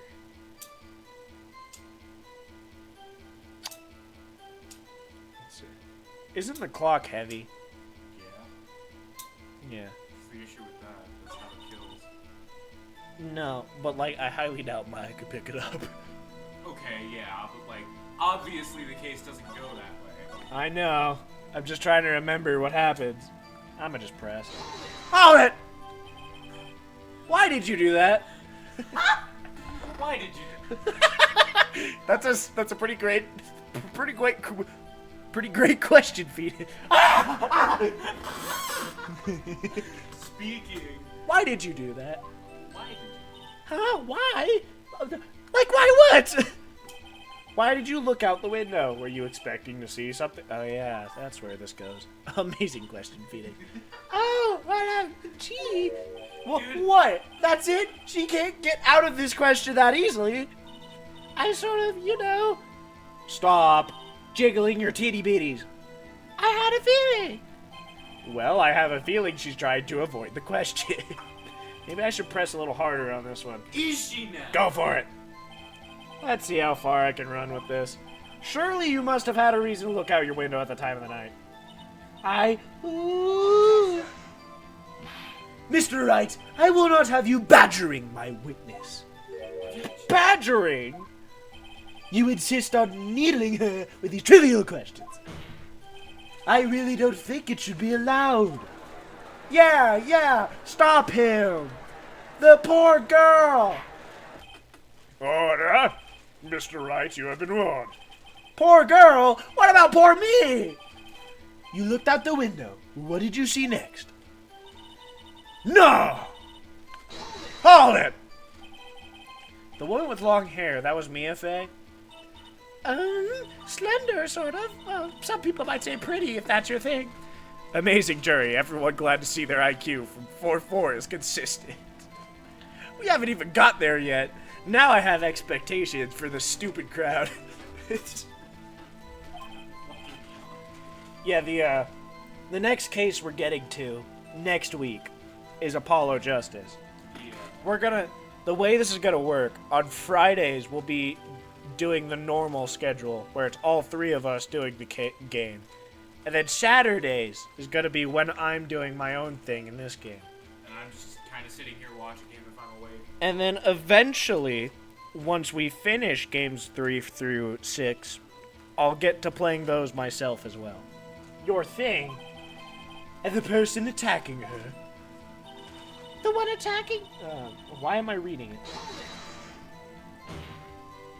How do you know she was the defendant? Huh? Well, you know, she had a girlish physique. Women know these things.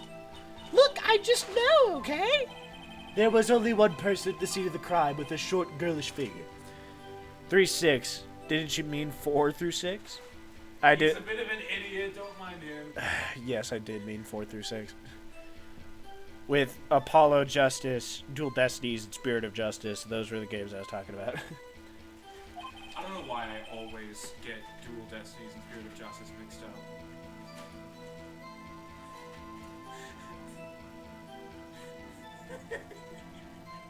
What are you looking at? Why is it moving? Because there's a thing in there. It's a cat toy. Why is it able to move? Because there's an That's- electric ball. That's in there. creepy as fuck. It's an electric ball. I know. The testimony is bulletproof, Your Honor. He's right. Yep, he's right. Her testimony certainly does make sense. And everyone in the court keeps siding with her. I'd better not press too hard on this one. No, you're right. So then tell us what happened to the victim. All right, let's go back to that one and do it properly. The defendant. He's right. I question the testimony. Hold on a minute. That testimony stinks. What? Miss May, I'm willing to bet that. You're lying! Are you telling the truth? Did you really see the defendant? Ah! Mr. Wright, what's the meaning of this? Yes, what's the meaning? Somebody tell me, because I'm clueless about this, I mean. Okay. If you had really witnessed my client, Maya Fey, you would have noticed her clothes before noticing her physique. Ah! Cat. Get scared the shit out of by the toy. No one wears clothes like this on a daily basis except her. And I'm no expert on fashion, but her hairdo looks far from normal to me. However, the witness's testimony mentions neither of these things. The testimony is bogus. But... Still, we don't know if she was dressed that way the night of the murder. She was, Your Honor. I saw her. Frank saw her. And so did Detective Gumshoe. Frank saw her. What do you say to that, Miss May? Cat. Kitty. You're stupid. Cat is in the You are camera. dumb. I hate you. Every last being of you sucks dick and ass. Don't believe in my cat. I'm bullying you, Cat. Roar! What are you trying to say, you mean liar? I saw what I saw. I just didn't think all the trifling little details were necessary, darling. Miss May, this is literally fucking court. The court would like to remind you to please omit nothing in your testimony. I'm sorry, Your Honor. I'll be a good girl, I promise.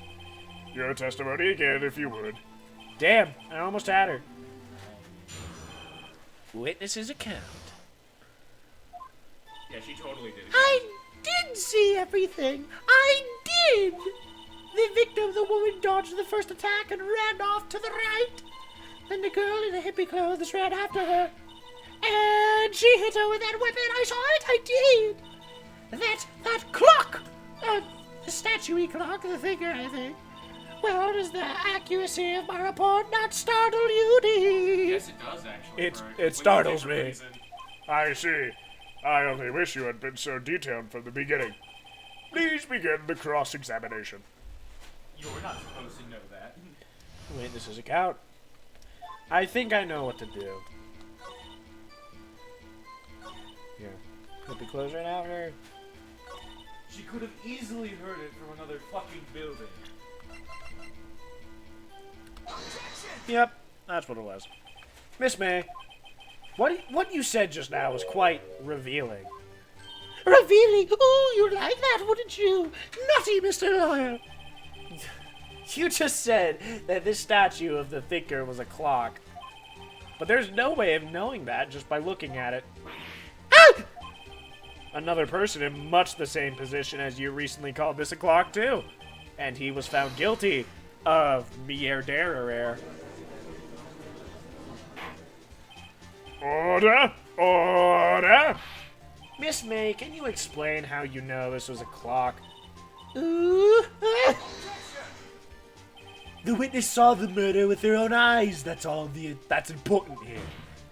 The defense is trying to confuse the issue with trivial concerns. I don't think that's very true. Yes, of course. You will withdraw your question, Mr. Rising.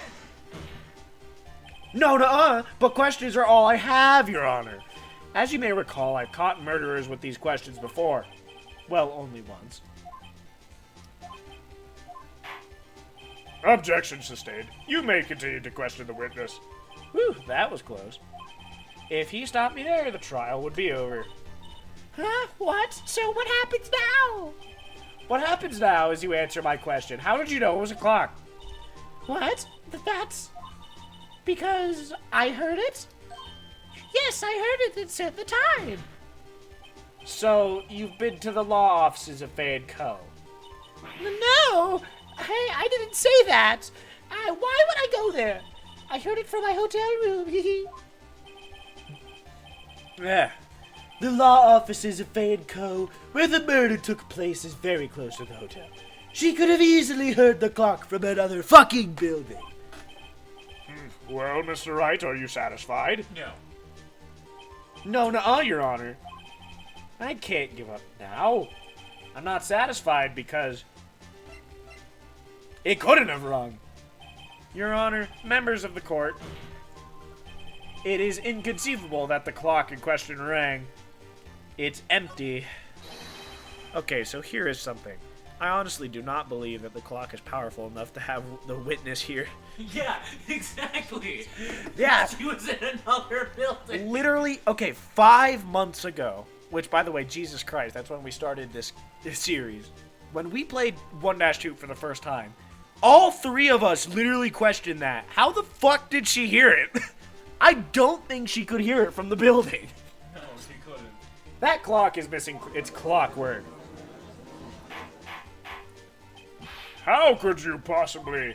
Just take a look right now. Oh, See anything interesting, Your Honor? it is as the defense says. This clock is missing its clockwork. It's quite empty. Ding. Mr. Wright, would you care to explain to the court the meaning of this? It is, as you can see, the clock was empty. It couldn't have rung. Therefore, this witness is a big, fat liar. Fat! Well, Miss May. Yeah, exactly. Okay, let me guess. You're going to try to say that it was not empty at the time of the murder. Too bad that we have a phone call that has proved that. Exactly. Tisk tisk. Quite a show you've put on for us, Mr. Wright. He knew the clock was empty? Somehow he knew? I'm afraid you've forgotten one thing, however. Indeed, the clock is empty. As you say, it can't ring. However, we must ask, when was the clockwork removed? If it was after the witness heard the clock, then there is no contradiction. That's true. That is a possibility. The clock might have been emptied after she heard it. And that is exactly what happened, Your Honor. Well, Mr. Wright, can you prove when the clockwork was removed? Impossible, of course. No, that possibility is actually impossible. Yes. I have proof. What? Wasn't it you who told me proof is everything? Well, I was listening. And now I'll show you the proof you like so much. The evidence that proves when the clockwork was removed is... the phone. His cell phone. Take a look at this. That's a very cute cell phone. Oh, you have a girly phone. Wait. This isn't my phone. Listen. This is the defendant's cell phone, and it contains a recording. A recording of a conversation she had with the victim on the day of the murder. Order! Order! The defendant's cell phone? This wasn't brought up to my attention. Perhaps Detective Gumshoe overlooked it. The good detective better remember he's Up for evaluation soon. I gotta say, I'm starting to feel bad for the big fella. Let's hear the conversation. Beep. Yada yada yada yada yada, I don't care. Shit, we know. Ow, my ears. Your Honor, I think this makes it clear the clockwork was already gone by the time this was recorded. Which was well before the witness even arrived at her hotel. The beep sounds like a microwave is exploding. Literally! Well, Miss May, would you care to explain this to the court? Just how did you know that weapon was a clock? Well, isn't it obvious? I saw that clock before. What store was it again? I go to so many. Oops, I forgot. So the witness had seen it before. That would make sense. Does the defense have any objections, Mr. Wright? Yes. Yes, I do. I smell a liar. The witness claims she had seen it before, but this directly contradicts a piece of evidence already submitted to this court. Well then, let's see it. Please produce this evidence that will prove the witness had not seen the clock before. It is made by Larry Butts. It's simple. This clock was never in any store, ever. What? A friend of mine made that clock. Only two exist in the world, and one that isn't here in police custody. Impossible! Everything is sold in stores! Miss May, I think it's high time you went shopping for a better excuse. Oh, excuse is not on sale today. Oh! Ah!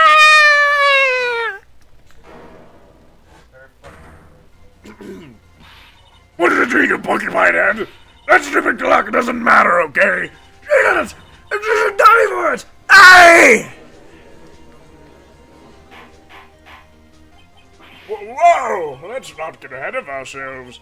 This is a court of law, and the witness will remain calm. Ooh! Silly me! Ah! Did I, lose it? I guess I did, tee-hee. Wink. Scary.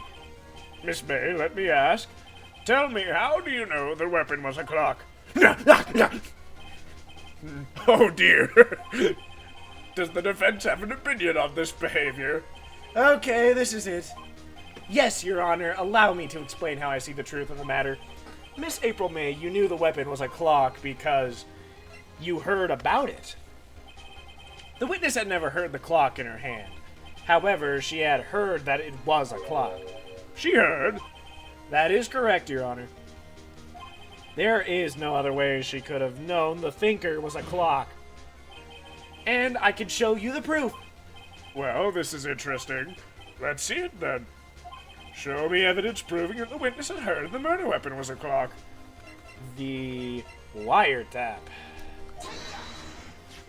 Have a look at this.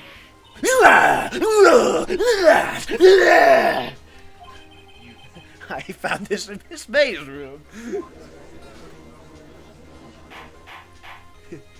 Mr. Wright, please explain to the court what this is. Miss April May, you were tapping the victim, Miss Mia Fay's phone, were you not? Your Honor, this is irrelevant. I'm not entirely sure about that. I'm not entirely sure that it is. Objection overruled. It troubles me that our witness was in possession of a wiretap. This is outrageous! Does the defense truly claim that the witness was tapping her phone? Absolutely. Even if that was the case, which it's not, you still have to prove one thing. Did the victim ever say that the weapon was a clock on the phone? Can you prove that? I think not. Oh yeah, I think I can. It's simple. What? Here's my proof. The proof that the victim said on the phone that the weapon was a clock is... Oh shit. It's Maya's phone. Is it just the phone? I present the defendant's cell phone. Yes, we've seen that. Listen once more to the conversation between the defendant and the victim. Mia and Maya noises. Mia and Maya noises. Miss April May, you used a wiretap to listen to this conversation. That is how you knew the thinker was a clock. Am I wrong? Your Honor, this is ridiculous! Your Honor, look at the witness's face. Does she seem amused to you? The defense demands an answer. Witness, answer the question. Did you tap your phone? Miss Ray! Turn up! I love you! What gives you the right to talk to me like that? You lawyer!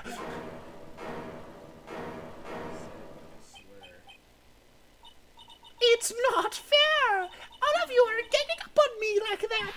Ooh, I'm the so I'm the bad girl. Is that it? Is that it?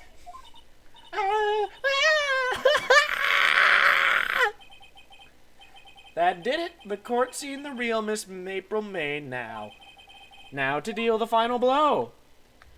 Why the wiretap? Why did you tap her phone? Answer the question. Do I have to? Yes. Isn't this a murder trial? Isn't tippity tapping irrelevant?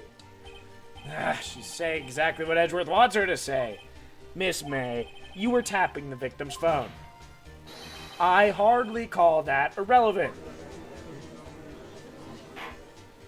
While this court does not condone the defense's tone of voice, he has a point. Well, Miss May, do you have an explanation for the court? Can you prove you had nothing to do with this murder, even though you tapped her phone? I'd like to see her pull that off. Mr. Lawyer, I saw that evil grin. You were probably thinking, I'd like to see her pull that off, wouldn't you? Damn, she's good. well, you're not the first man who thought that. And of course, I can and will. You can't be serious, no way. Way, I say, way. Oh, and I assure you, I'm serious, Mr. Lawyer. Okay, so the killing happened around 9 at night. Why, that's just when I was getting room service from that sweet bellboy. Room service? Iced coffee, I believe it was.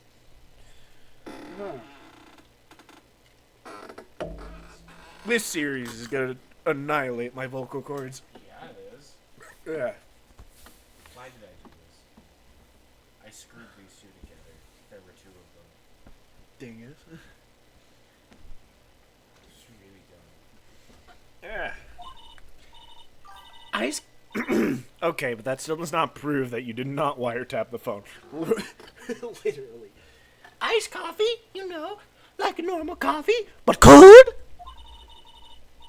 If you don't drink it quick, the ice melts and then you have regular cold coffee. Iced coffee think I'm making this up? Ask the bellboy. Ergo, the witness was not on the scene at the time of the murder. Stupid. So, where does that leave us? It is my great displeasure to inform you that the witness appears to have been tapping the victim's telephone. However, that is a separate crime with no bearing on the current case whatsoever. Her testimony stands. She saw the defendant buy a fake commit murder. No, they're going to just let her walk away. Yeah. There's no way I can win this unless I tie Miss May to the murder somehow. I don't think her testimony means diddly shit. No, not really. Well, does the defense have anything to say? Well, come on, think of something. Call the bellboy as a witness. The defense would like to call the hotel bellboy as a witness. There's something suspicious here, and I'm going to get to the bottom of it. I think you've sunken quite low enough already. I object to calling the bellboy. Why? What's your reason? Because I hold that the wiretapping had nothing to do with the killing. However, if you agree to one condition, I'll consent to calling this witness. Condition? If Miss April May's alibi is not called into question after you examine the bellboy, then you will recognize that Miss April May was not the killer, thus she is innocent. And thereby, you must also accept the verdict of guilty for Miss Maya Fay. That is my condition. What? I'd better find something suspicious in that bellboy's testimony. Otherwise, Maya will be declared guilty on the spot. What should I do? Accept the condition. Alright, I've got nothing to lose except for, well, everything. Understood. I accept your condition. Fool! You fell right into our trap! Wait. Very well. The court calls the hotel bellboy to the stand. This has been way more entertaining than I thought it was going to be. You've activated my trap. You've activated my trap card! You fucking idiot, right? I believe we're ready for the witness to testify. He certainly does look like a bellboy. What does that mean? It means he looks like a bellboy. Yes, sir. I received your summons in the middle of work, sir. I'm happy to be of service. That tea set looks rather heavy, so without further ado, the witness may begin his testimony. Oh my god, the judge is destroying your cords. Very good, sir. Miss May's room service. I think Miss May destroyed my cords more. Yeah? I am the head bellboy at the fine Gatewater Hotel in business for 4 generations. I believe I received a call after 8 in the evening from our guest, Miss May. She asked for an iced coffee to be brought to her at 9 on the dot, sir. I brought it to her at precisely the requested time, of course. Why does he look like that? And I delivered the iced coffee to our guest, Miss May herself. Because she gets him. I see. The defense may begin its cross-examination. Right, I'm ready. I hope. This is it. If I can't prove Miss May was involved in the murder now, Maya will be finished. Miss May's room service. Okay. After 8 in the evening. Okay.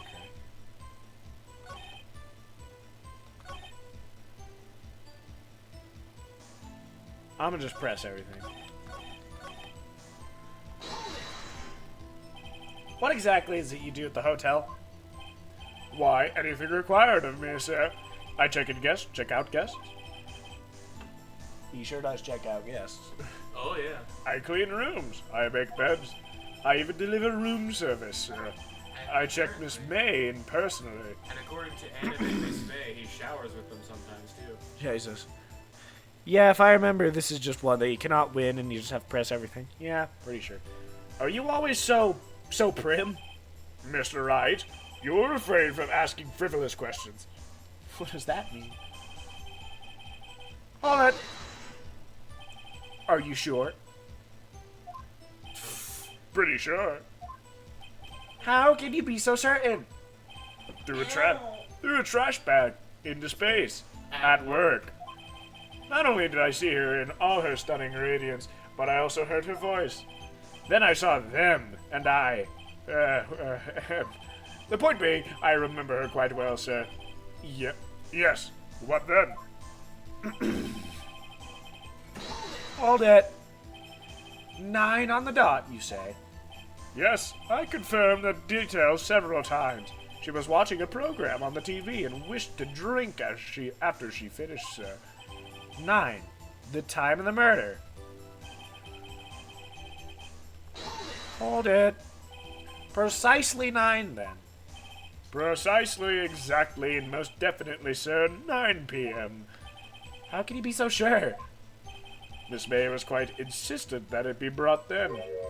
Oh, bellboy, I'd like iced coffee at exactly 9.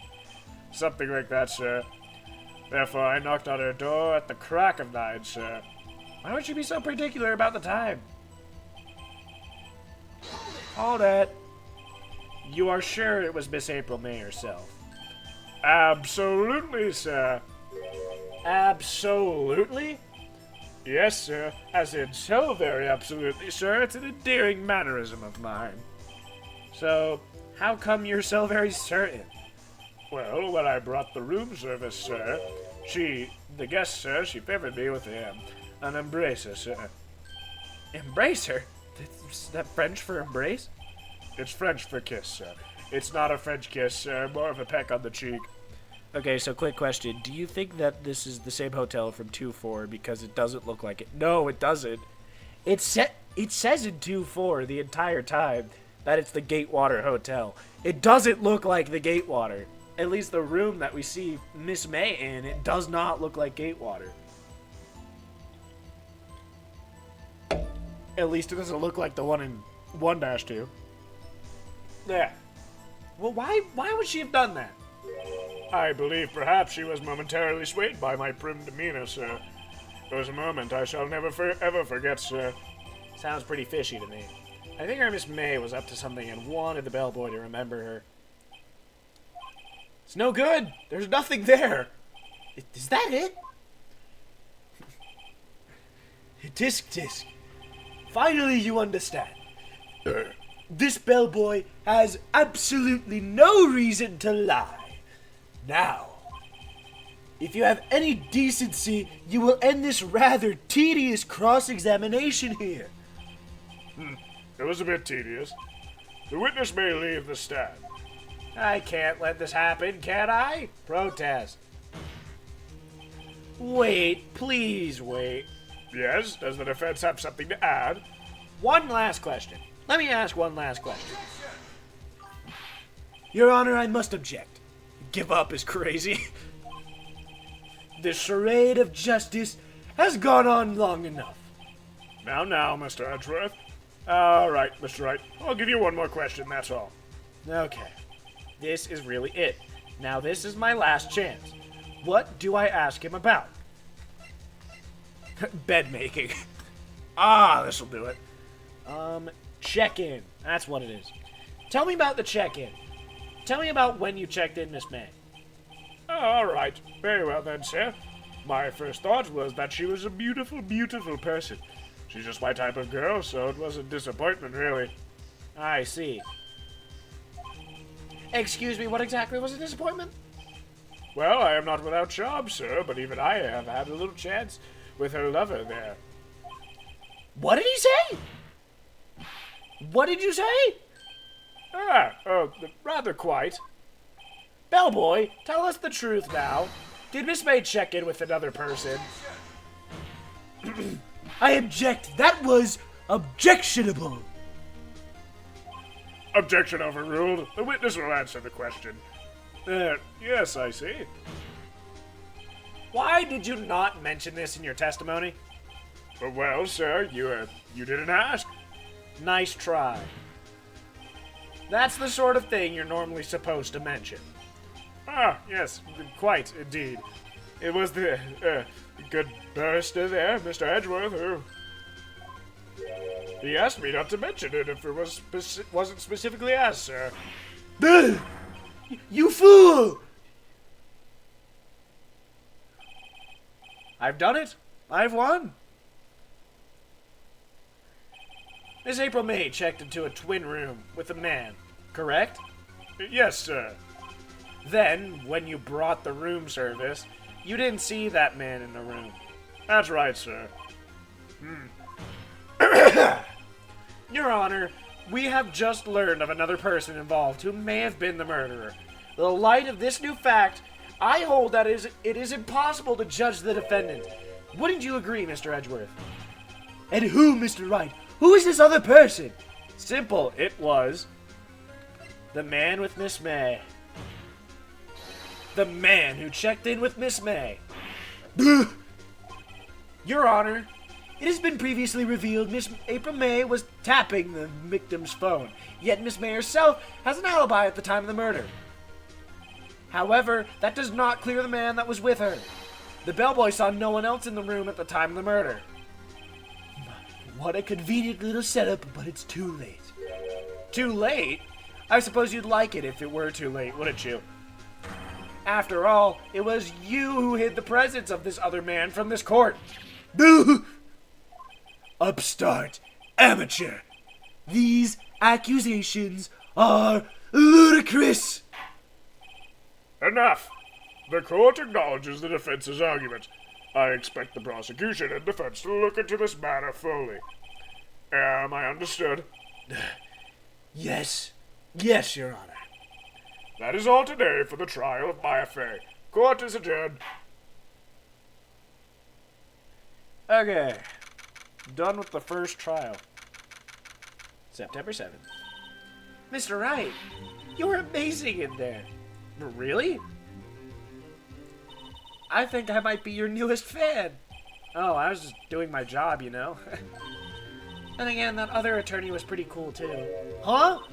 That face of his with his eyes wide and trembling lips. It sent shivers up my spine. If you say so. So what happens with me? Do I get to go home now? Well, no, I don't think so. Not yet. Oh, I see. But I got a great lead in today's trial. A lead? That man with Miss May, he's the key. Oh, I get it. What happened to Miss May after that anyway? I heard they arrested her. I guess she was learning charms won't work everywhere. She's probably at the detention center now. I may have to go down there later. Anyway, this case is far from closed. Yes, sir. I'm going to find out more about this man. You think he was the one who... Maybe so. Sis, don't worry, I'll find him by tomorrow, I promise. I'm counting on you. I asked for a full record of April May's testimony. I thought it might come in handy during the trial tomorrow. But now that I have it, I'm not so sure. Most of her testimony was all lies. In fact, there was only one part that hasn't been stricken from the record. May's testament. Victim dodged attack. She ran to the right, but she was caught a shrub. I don't know how much good this will do me at all now. Anyway, time to hit the pavement and do some investigating. Maya doesn't belong in the detention center, and it's up to me to set her free. Okay. Second half. We're more than halfway through the episode, because we did 1-1 as well in the same recording, so. September 7th. Still. Well, hello. I didn't expect anyone to visit me in such a dank place as this. I forgot she said that. Why did she say dank? It's really quite moving. Not you, stinky lord! I hope you die! Have you come to laugh? Yes, laugh at the fallen Miss May! No, not really. There's something I wanted to ask. Unfortunately, there's nothing I want to be asked. Haven't you had enough questioning, you spiky head? Here we go again. Please, you're scaring the security guard. So, what is it you wish to ask of me, then? For starters, how did you get to be so totally whacked? Ah, Jesus, the man. About the man who stayed with you in your hotel room? Can you tell me about him? Where is he? Come on. No way, Jose. Yeah, maybe if I had something to get her to talk. A wiretap. Why did you place a wiretap on Mia's phone? Oh, when you say it like that, it sounds so cold, so criminal. Tapping people's phones is a crime, Miss May. Oh, and I suppose you learned that in lawyer school, Creep! This woman is impossible to talk to. Your attitude. Say, why are you so angry? I mean, you don't look like a bad person. That does it! Bottom-feeding, scum-sucking lure! But Bottom? I can't tell. Does she have a thing against lawyers or just against me?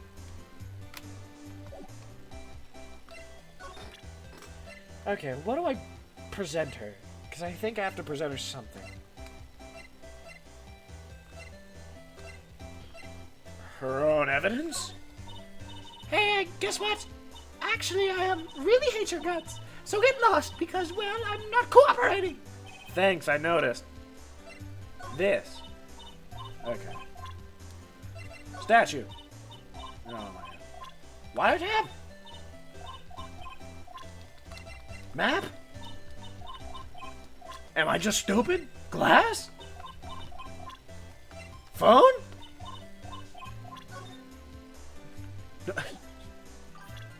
Badge? I don't have it right now. It's a bot. Deny. Get that post out of here. Thanks, AutoMod, for getting rid of that person. Move. Gatewater. September 7th. Ah, welcome, sir. Quite the performance today, if I dare say so myself. Oh, thanks. Sorry for putting you on the spot like that. No, not at all, sir. Your efforts today can only help the Gatewater's rep, as they say. Huh? Rep? Yes, our reputation was swell at the hotel where the murderer used a wiretap.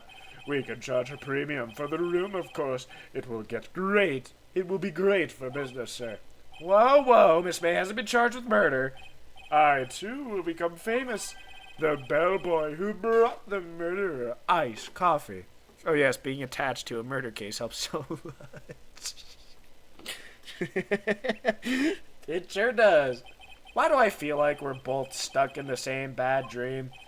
So, you're an honored guest. Please let me know if there's anything I can bring you. Talk, Miss May. Oh, Miss May. Oh, Hers? Sir, not to boast, but I knew the moment I saw her. She'd do it, I said. Do what? I'm starting to think that the most suspicious person here is this guy. The man with May. I wanted to ask you about the man who was with Miss May. Oh, yes. He struck me as a real lady killer, if you'll pardon the expression. I knew it from the moment I saw him, sir. He and I are of the same ilk. We both carry the scent of danger. There we are, in total agreement, Mr. Psycho Bellboy. If you had a photo of that man, I'm quite sure I could identify him. Grossberg's office. A photo, Hotel. Could you tell me about this hotel? Absolutely. And on that subject, I have an excellent idea, sir. Currently, this hotel is known as the Gatewater. I propose that we add a subtitle. A subtitle? The Gatewater Hotel. Murder. Manor. Well, what do you think? Sounds great. Whatever floats your tea set. Okay, stop pressing escape. Grossberg, we need you. Oh yeah, that's where the painting gets fucking stolen.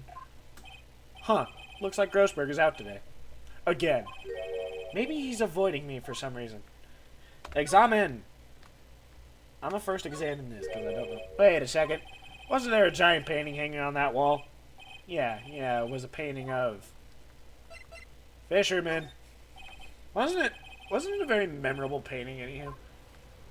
Wasn't a very memorable painting. Red-white picture. What's this? Old photos? There's 2 lying here. Something's been written on pencil on the backs. DL6 incident, Exhibit A. DL6 incident, Exhibit B. None of these are correct. Oh. Let's take a look at these. Incident A. I'm sure I've seen this person somewhere. I should have... When I saw Elise in 3-5, I should have fucking known it was Misty right off the bat. Literally, it's just... Am I stupid? Perhaps I'll borrow this photo. I'm sure no one will miss just one little photo. And it might be a valuable clue. I'll take it for now. Look at this photograph.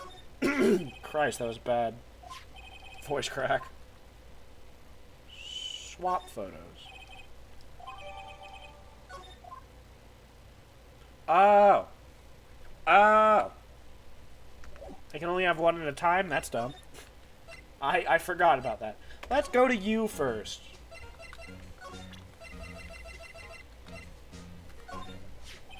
Take a look at this photo.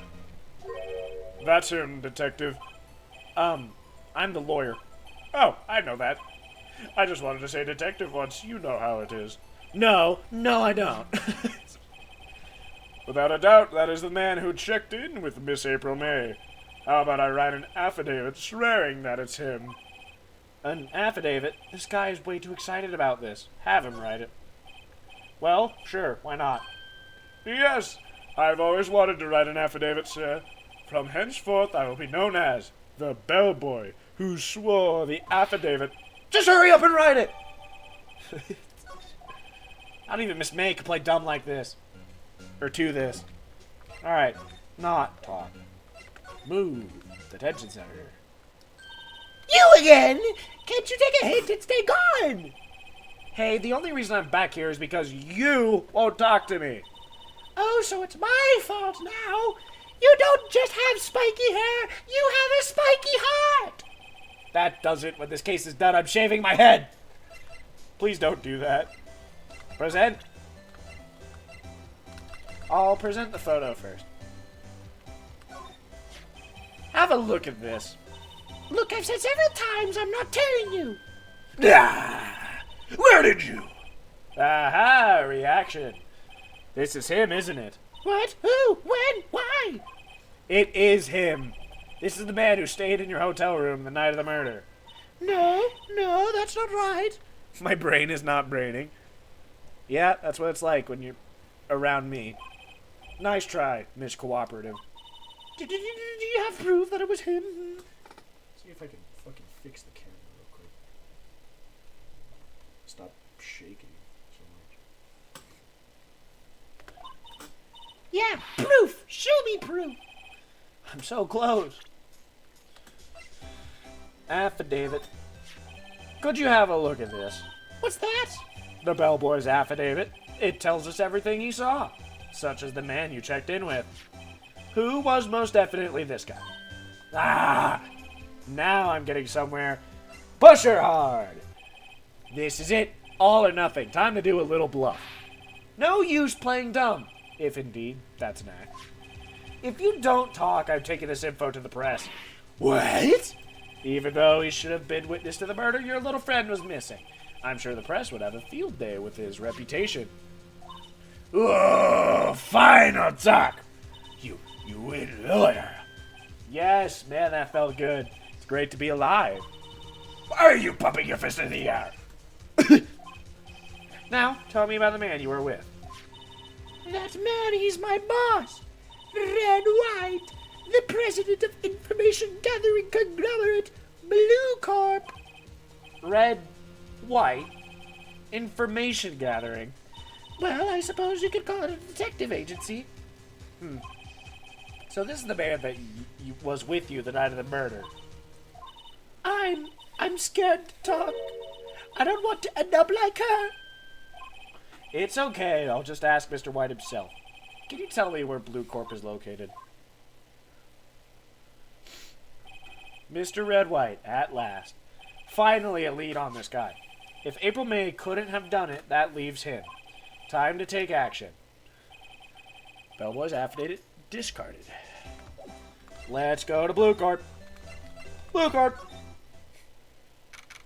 September 7th, Blue Corp. What's with this surreal decor?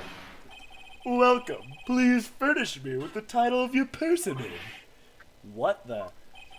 Your name. What's your name?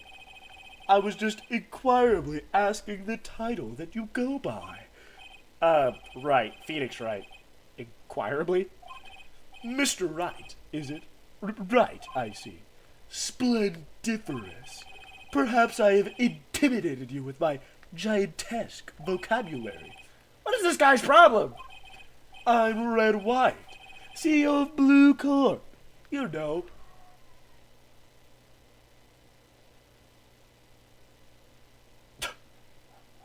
Jesus Christ, neighbors. You know, corporate expansion official. My business dealings bring me into contact with the elite of the elite. So I'm afraid I'm not used to conversing with the wordly challenge. What a fruitcake! Let me guess. You are an attorney fresh out of law school, are you not? That's the only explanation for why you would come to meet me like this. What does he mean by that? Who texted me? Give me a sec. I see. No matter. So what business does a mighty lawyer have with a man such as myself? Yipes, this guy's arrogance meter is off the scale. Miss May. Miss May is an employee of Blue Corp, is she not? Correct. She was my secretariat. What a shock it was to hear what she has done. What she has done? You mean the wiretap? Indeed. She is paid to answer phones. Tapping them is not in her job description. She does gather information for us as part of her duties. But I assure you, we do not condone illegal methods. It is ineffable that she would do this. It sounds like he's trying to turn Miss May into a scapegoat. Night of the murder. On the night of the murder, were you in Miss April May's hotel room? Who can say? I seldom pay attention to mundane details such as time and place. My motto is, don't worry, be happy. Still, Mr. White. Oh.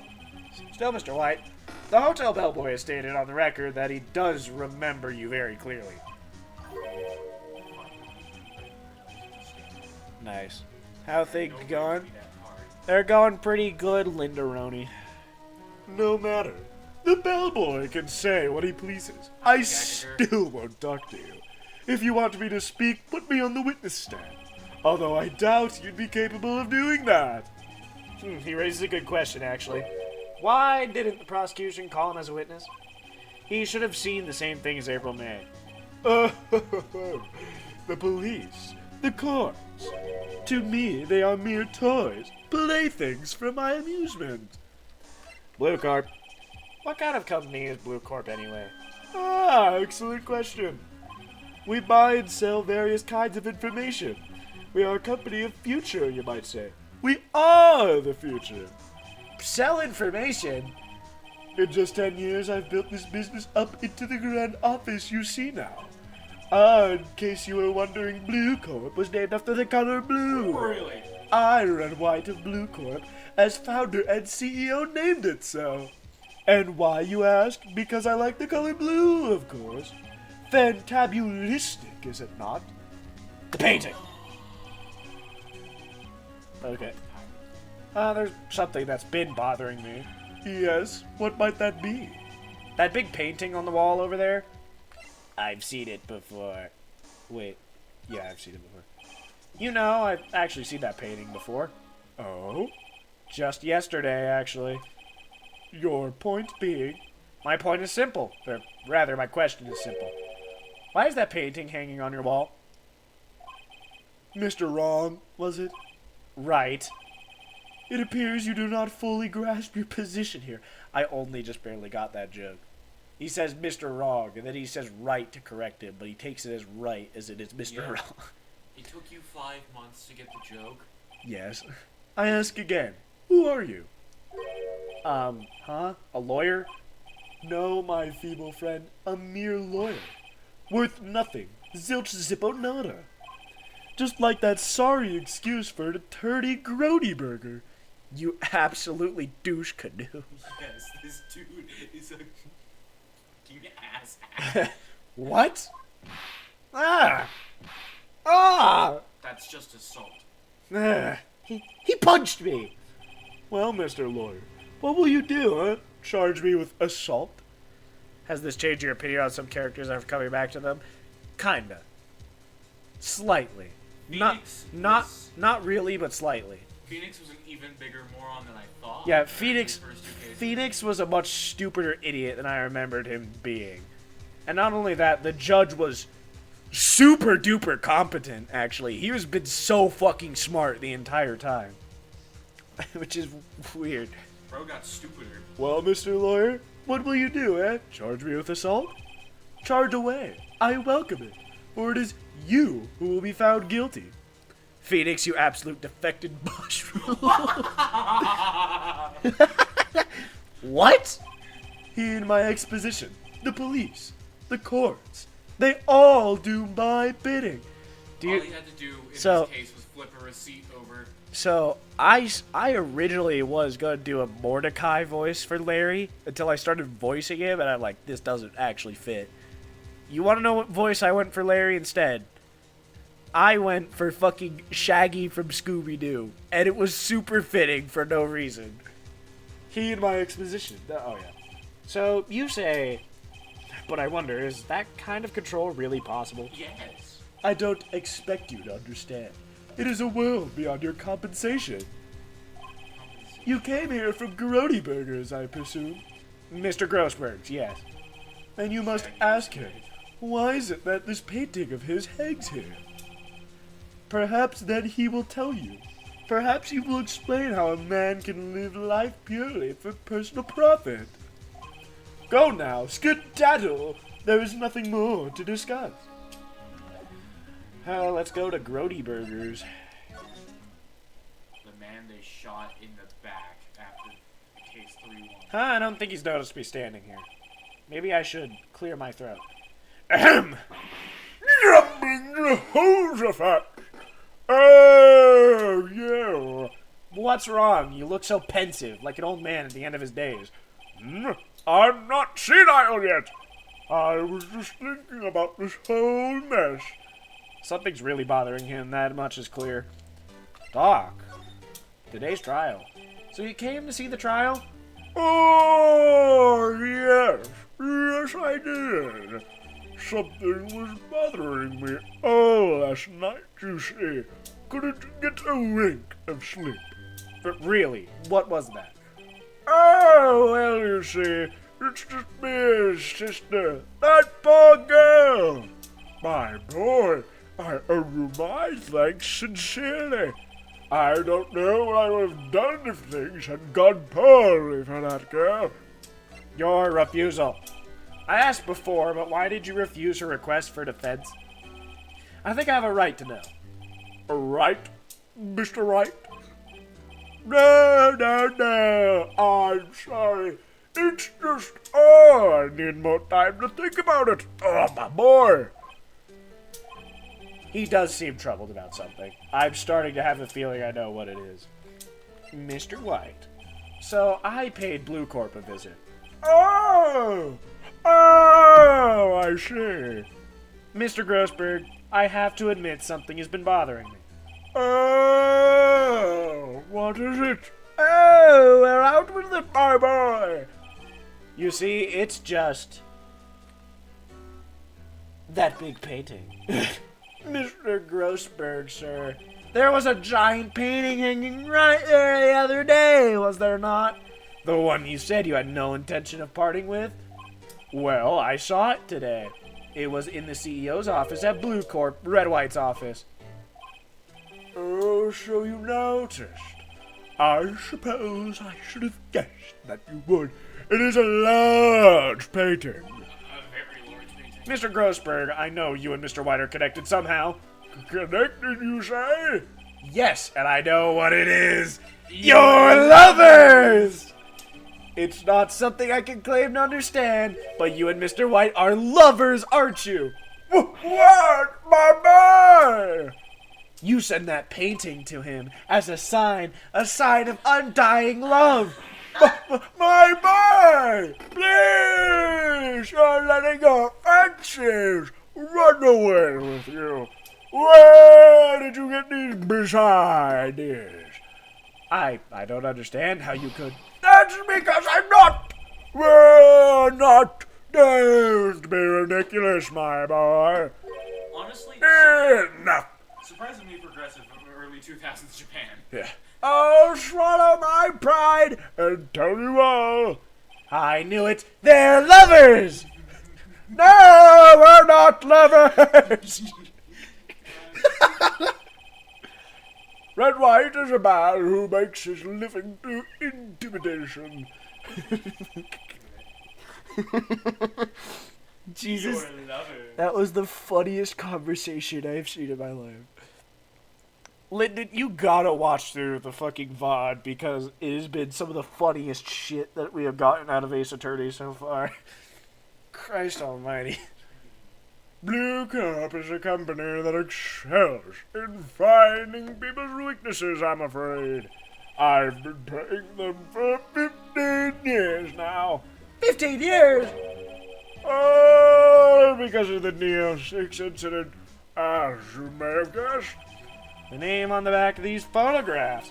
As you suspected, I could not stand in Adventure Bay because of this. White would have destroyed me if I did. So that's the connection.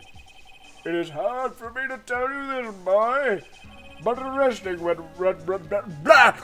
White will be nigh impossible. Impossible, why? He has information on everyone. It gives him an iron grip. He owns judges, attorneys, prosecutors, police, and politicians. What? They are bound, or they will do harm to themselves, and therefore, him. Don't look at me like that. What you see is nothing more than the weight of many years. The DL6 incident. What is the DL6 incident? DL6 is nothing more than the sorting code the police gave the case. It was 15 years ago now. I received a request from a medium. A spirit medium. A medium? Her name was Misty Fay. Faye! Indeed, she was Mia's mother. She had been investigating a murder at the bequest of the police, and she failed. As a result, the police called her a fraud. This is what Maya was talking about the other day. I did it all. I condemn her and the glitter of wrongdoing.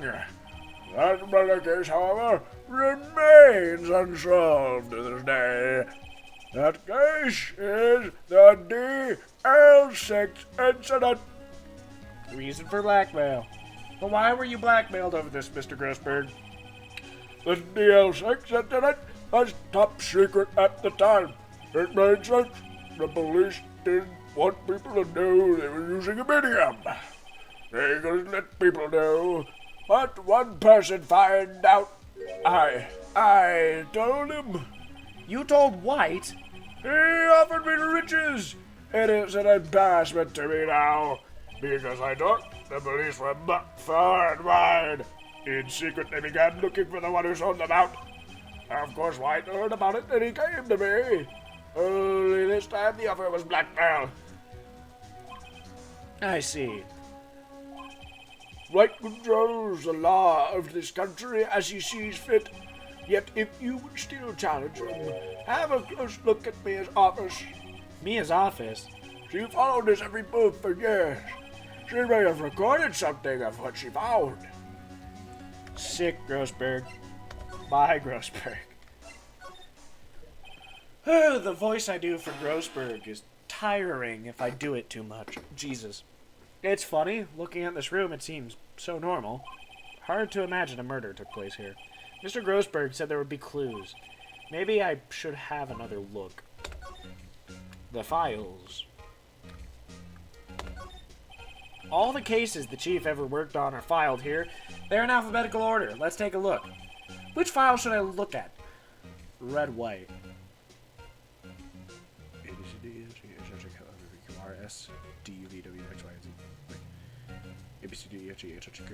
QRRS. Let's see, J through S. Nothing much. I'm stupid. Skin, sure. Well, no harm in flipping through a bit, I guess. The biggest part's here at the end of S. Suicide? Ew. She has a collection of suicide reports. There's politicians, policemen. There's writing on most of these in pencil. White? This is Mia's handwriting. Wait, I get it. Mia thought he was involved in these suicides. White drove them all, too. I could use these newspaper clippings. Let's find the most disturbing one. There we go. Jacob. T to Z. T-U... I know, W. White. The entire W section is missing. Was it taken? Check more. A to I. See the A to I record in the file that catches my eye.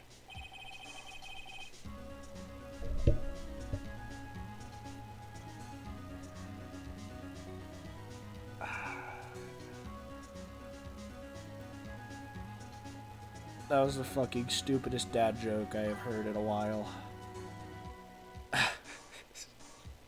Christ! A, B, F, Misty Faye. That's me and Maya's mother. Phoenix is not the time. No, it is not. Should I take a look? Yes! I have tarnished the Faye name, leaving only these words, my mother vanished. I was determined to find the ones who had made my mother blame herself in this way. Using the power that runs in my family, I held an audience with the dead. Finally, the names of two men surfaced. One was Marvin Grossberg, a lawyer who sold my mother's information for riches. The other was the man who sold that information to the press. This parasite who makes his fortune on threats and coercion. His name is... The record stops there. So Mia knew Grossberg. Interessante. I'm so fucking disappointed at that joke. Do we go back to him? Maybe. I found this in Mia's files. So she was investigating Red White, as I suspected. Well, if you want to challenge him, you could present this in court. Not a bad idea. That's all you have to say? Okay. I guess we'll go back to Blue Corp. Well, aren't you persistent? Sorry, but there's something I have to ask you. Mr. Lawyer, I really hate having to repeat myself, but it seems the message has not penetrated your thick skull. Stop bothering me. If you try my patience further, I fear a nasty incident may occur. Do I make myself clear? Transparent. Miss May, I think we're past needing to talk about April May. What's the matter? You seem distressed. Man of murder. This guy's pro at pulling the wool over people's eyes. I've got to put him on the spot and quick. Stop that! Your hot gaze is giving me goosebumps. Blackmail. There's no point asking someone this crooked a straight question. I need some evidence I could use as ammo. What's wrong? Is something stuck on my face? Why, yes, there's my eyes, and my nose, and my mouth. But of course I jest. You need not restrain your mirth, my friend. It's okay to indulge in my cosmopolitan sense of humor. I will not think less of you. You already think less of me. What the fuck are you talking about? Schlabonk. This is the only clue that Mia left me. I'd better make this one count. Mr. White, see this? It's an article describing the suicide of a politician. He was embezzling secret government funds. Then, one day, word got leaked to the press.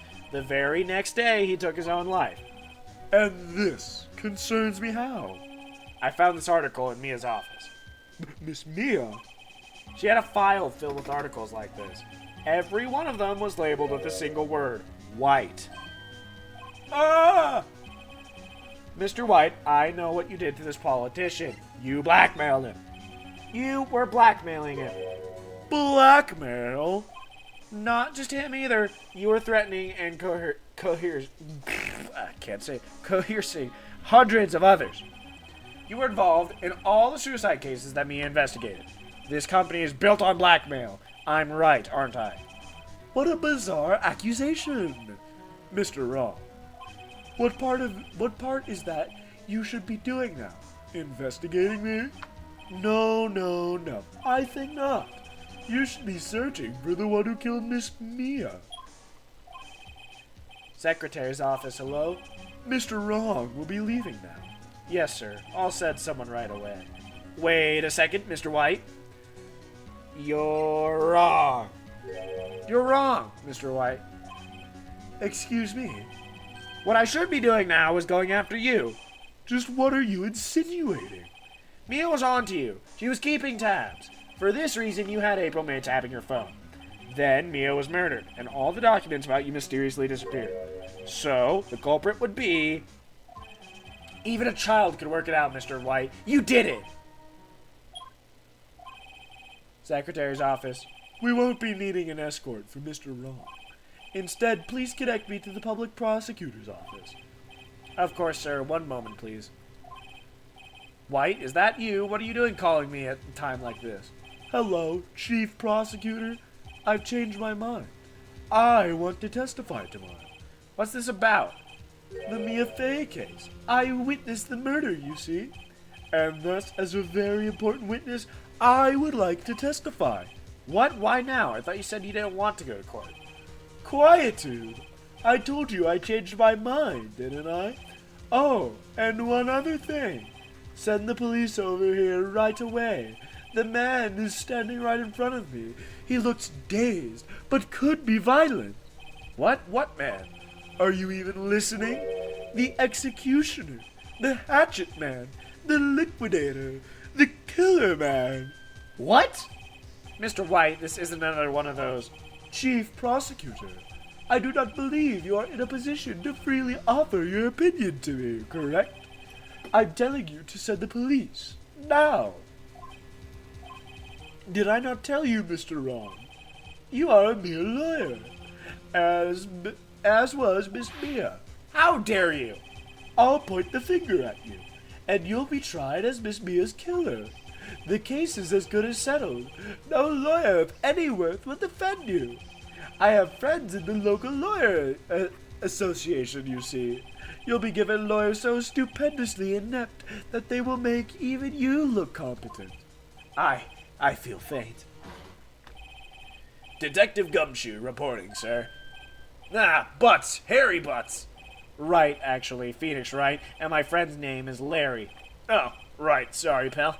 Butts was the murderer, right? Detective Gumshoe, I present to you the man who killed Miss Mia Fey. What?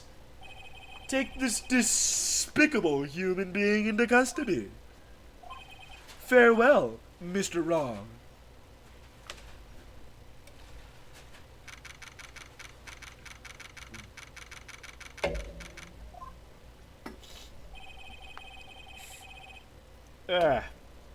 Give me a sec. I shall be back in a second.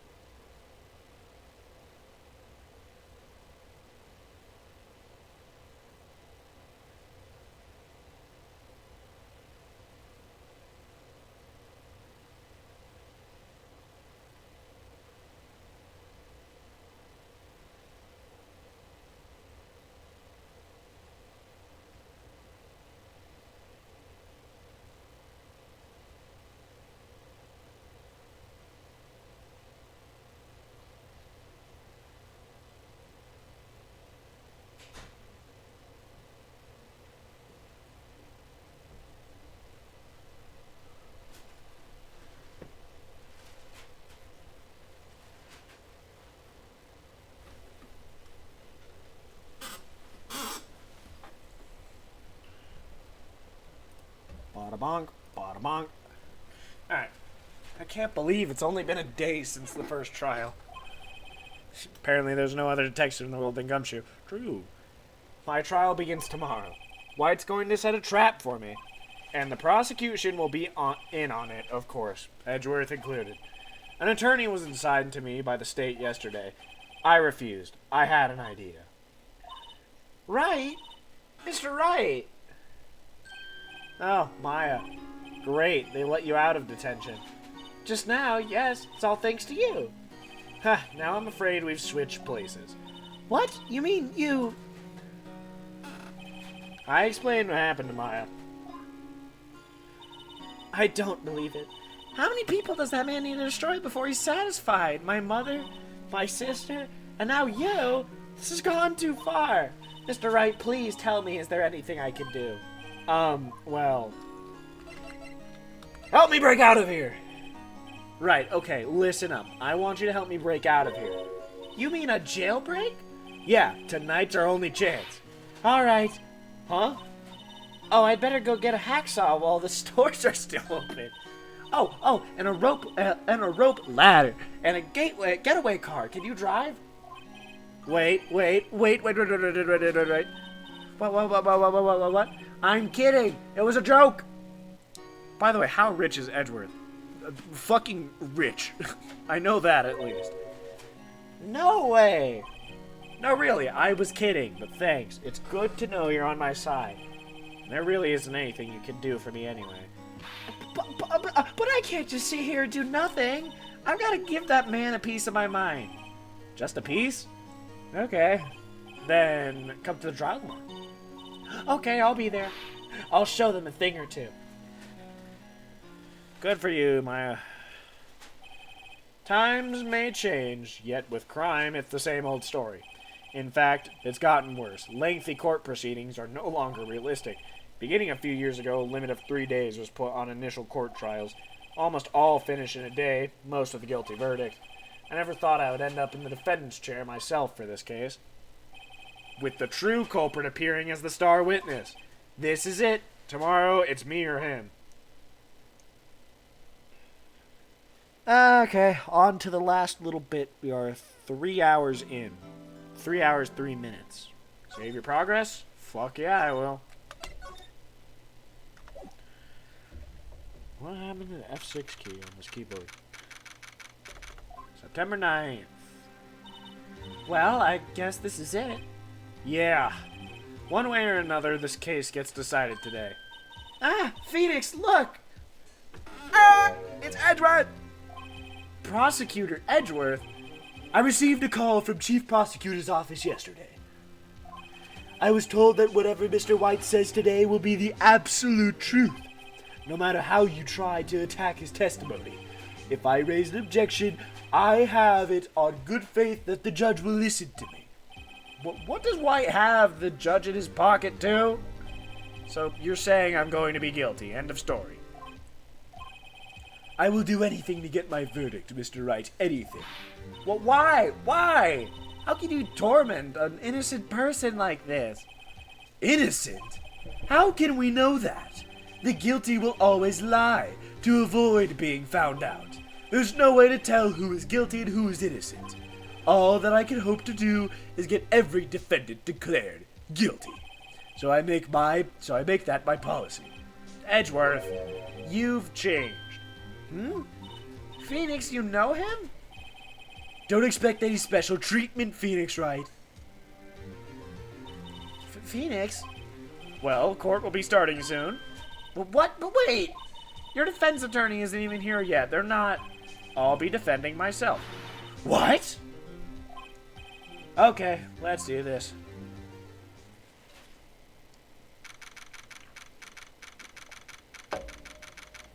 Alright.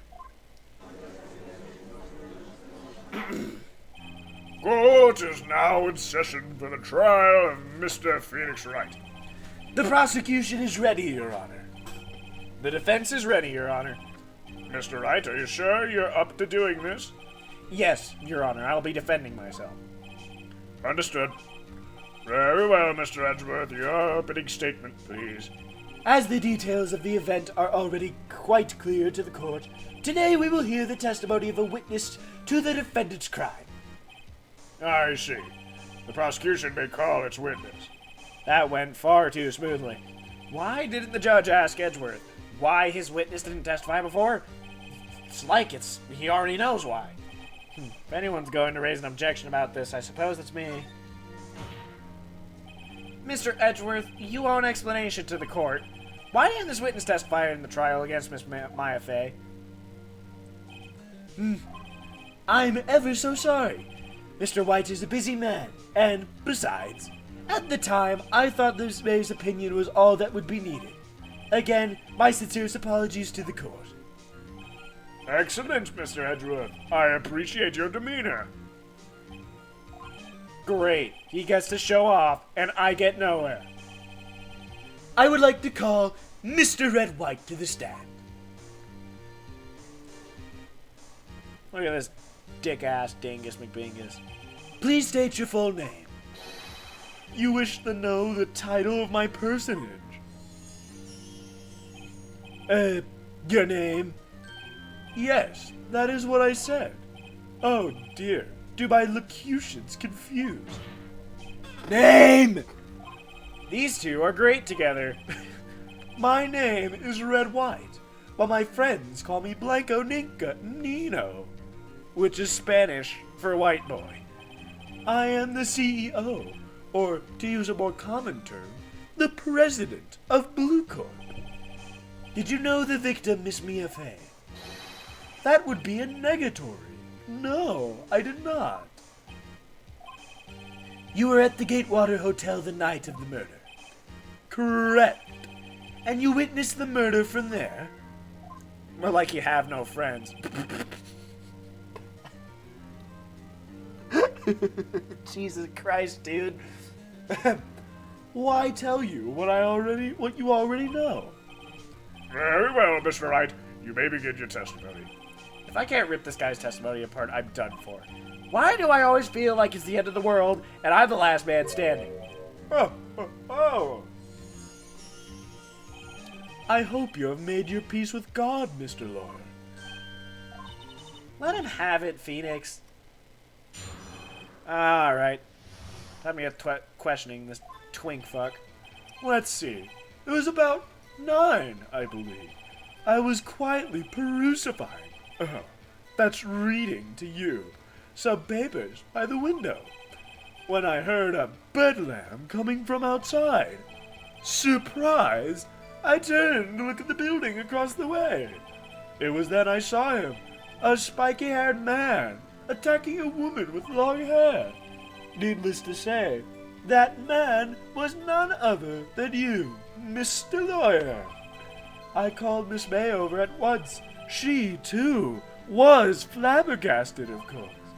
The victim, she ran away, but you gave chase. Finally, there was a terrible impaction. Then, it was all over. If things occurred as you testify, then I'm afraid the defendant is guilty. Very well, defendant. Mr. Wright. Your cross-examination. Yes, Your Honor. Okay. Christ, these are some long... There's some fucking long testimony. First, what do I even have in the thing? Not a lot. I think I just press. How do you know what time it was? Because I am absolutely perfect, you know. No, no, no! You're not getting away with that! You are mistrusting, Mr. Roy. No, it was Furio Tigre. Exactly, that's who it was. He had the spiky hair and all. So, what was the proper term for secretary again? Anyway, Miss May ordered room service for 9.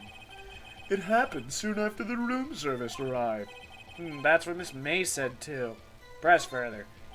True, the bellboy who brought the coffee saw Miss May, but he testified that he did not see you at the time.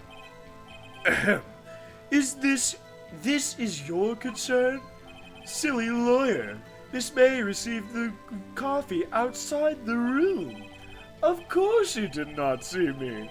He would need X-ray vision to pull off something like that.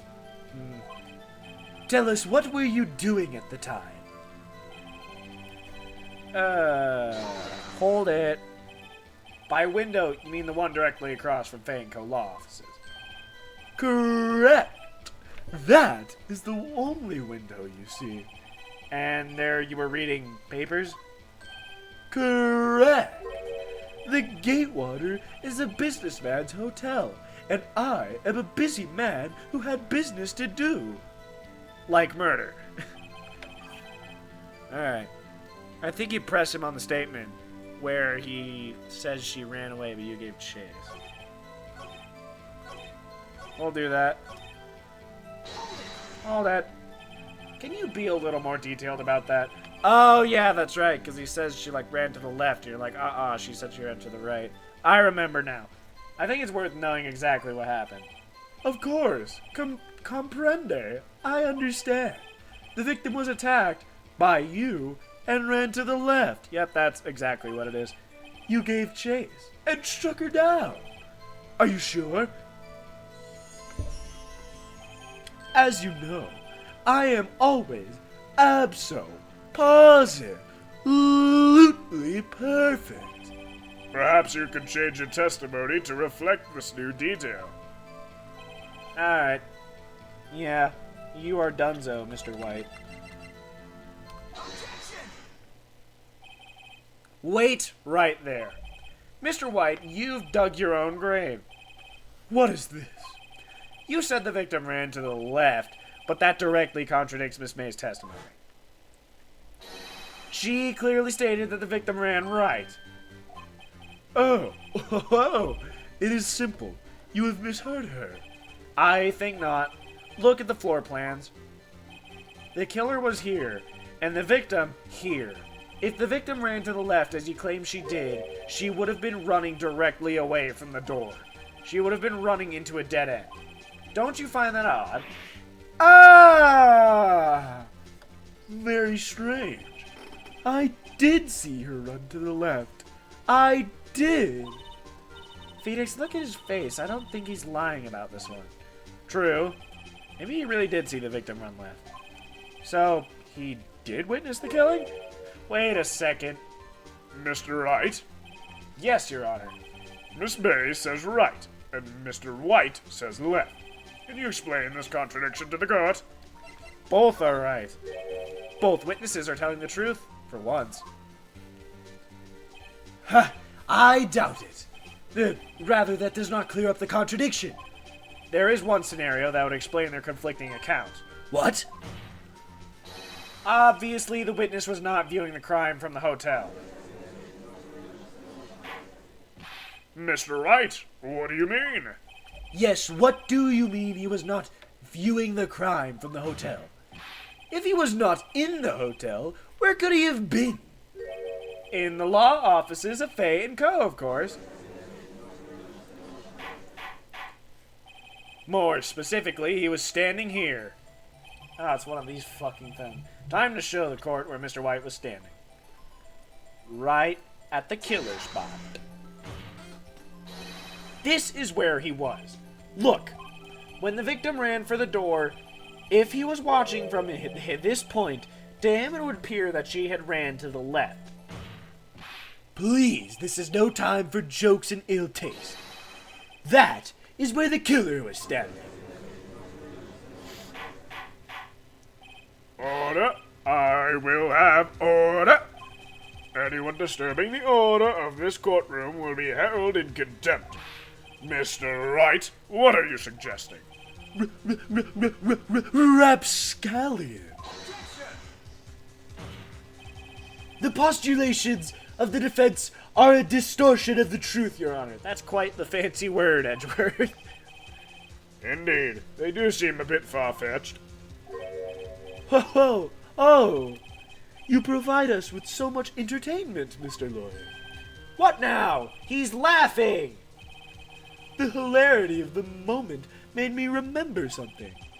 It appears I have been unclear, and for this, I apologize. Mr. Your Honor, might I be allowed to testify once more? Very well. Let's hear your revised testimony. Good luck. You can't fix a broken testimony, buddy.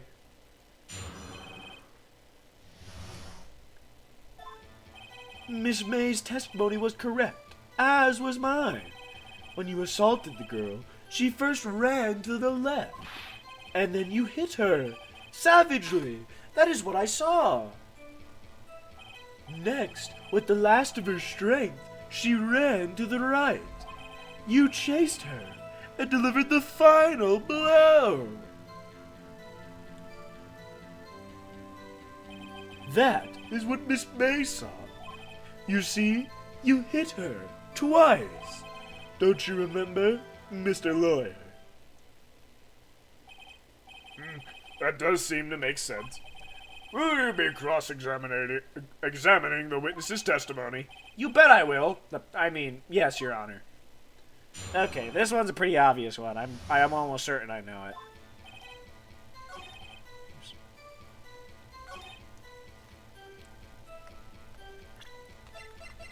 Yeah, autopsy. It doesn't specifically say how many times she got hit. Maybe I just press it for now. I didn't hit anyone. Now, Mr. Wright, there is no point in hiding things from this court.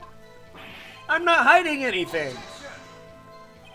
The prosecution requests that the defense refrain from interrupting the testimony. A blow is in singular. Yeah, no, I was on the right track. I'm stupid. Mr. Wright, you have been warned. Why is he mad at me? Yeah, I should. Let me read this. Died from a blow. Yeah, no, I'm fucking stupid. This evidence clearly reveals that...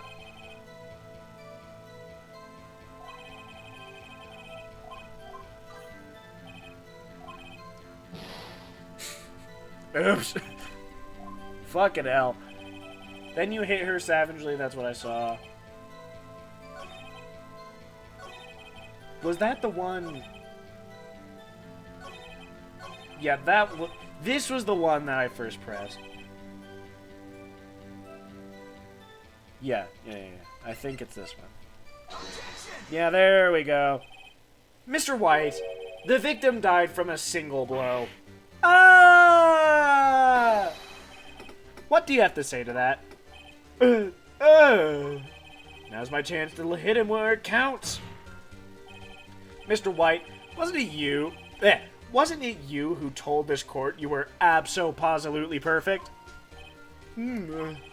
I will refrain from using this phrase from now on.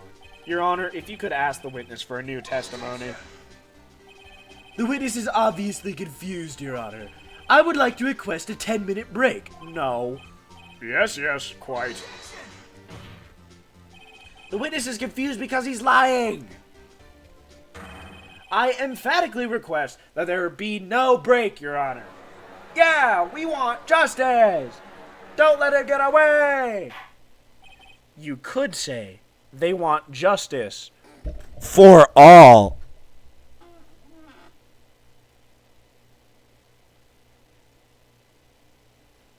I'm hilarious. I know. I'm so funny. I'm hilarious. Very well. If the witness would care to revise his testimony. The crowd's on my side. No slipping out of this now, White. Mr. White? Oh, okay. The two accounts. Well, see, I looked at the other window when I heard that thing fall. Then the next moment I saw Miss Mia run to the left. The killer, you attacked her, but she dodged. And then she turned and ran to the door. Then you did her in the single blow, thwap. Thwap indeed. Very well, you may begin the cross-examination. Mr. Your Honor. So apparently there is a Delta in Guess Who now. Guess what we have to play. Now, my stomach, you see, it is hurting. Deal with it. This is almost over. Okay. I think I know what I do here. Yeah. Yeah, I press him on the thing falling. You heard that thing fall. What exactly was that thing? Huh? Oh, that, the glass light stand. Right, the one that had fallen over at the scene. Phoenix, doesn't something about that strike you as odd? Yeah, really odd. My stomach has a boo-boo. I need a break. Yeah, that is odd. I'll press further. Mr. White has appendicitis. Mr. White. Huh? What? You're saying you saw the glass light stand? Yes. Then change your testimony to reflect that. Sorry, my bad. The witness will revise his testimony. Okay. Of course. My stamp was lying on the floor when I looked. No, nuh-uh. Wanna know why? The map no allow it. Mr. White, it was impossible for you to have seen the glass stand. What? Red White was really bad at lying at the end there. The entire time he was really bad at lying. The only testimony I slipped up on. I slipped up because I had the right evidence on the wrong statement. Look at this photograph! These are floor plans to the scene of the murder, yes? Correctamundo, Your Honor. Now, look. If you were to look through the window at the office, this is the area you would be able to see. Here. Well, note that the stand is not within the visible area. Well, Mr. White? What do you have to say to that? Ridiculosity. Mr. White, if you were in the Gatewater Hotel, as you claim, you could not have seen the stand before it fell over. In fact, you wouldn't have been able to see it after it fell either. There's no way you could have recognized the broken shards as a glass light stand. So, when did you see the stand, Mr. White? It must have been the moment that it fell. And the only place you could have seen that from is inside the Fey Law offices. In other words, you were at the scene of the crime when the murder took place.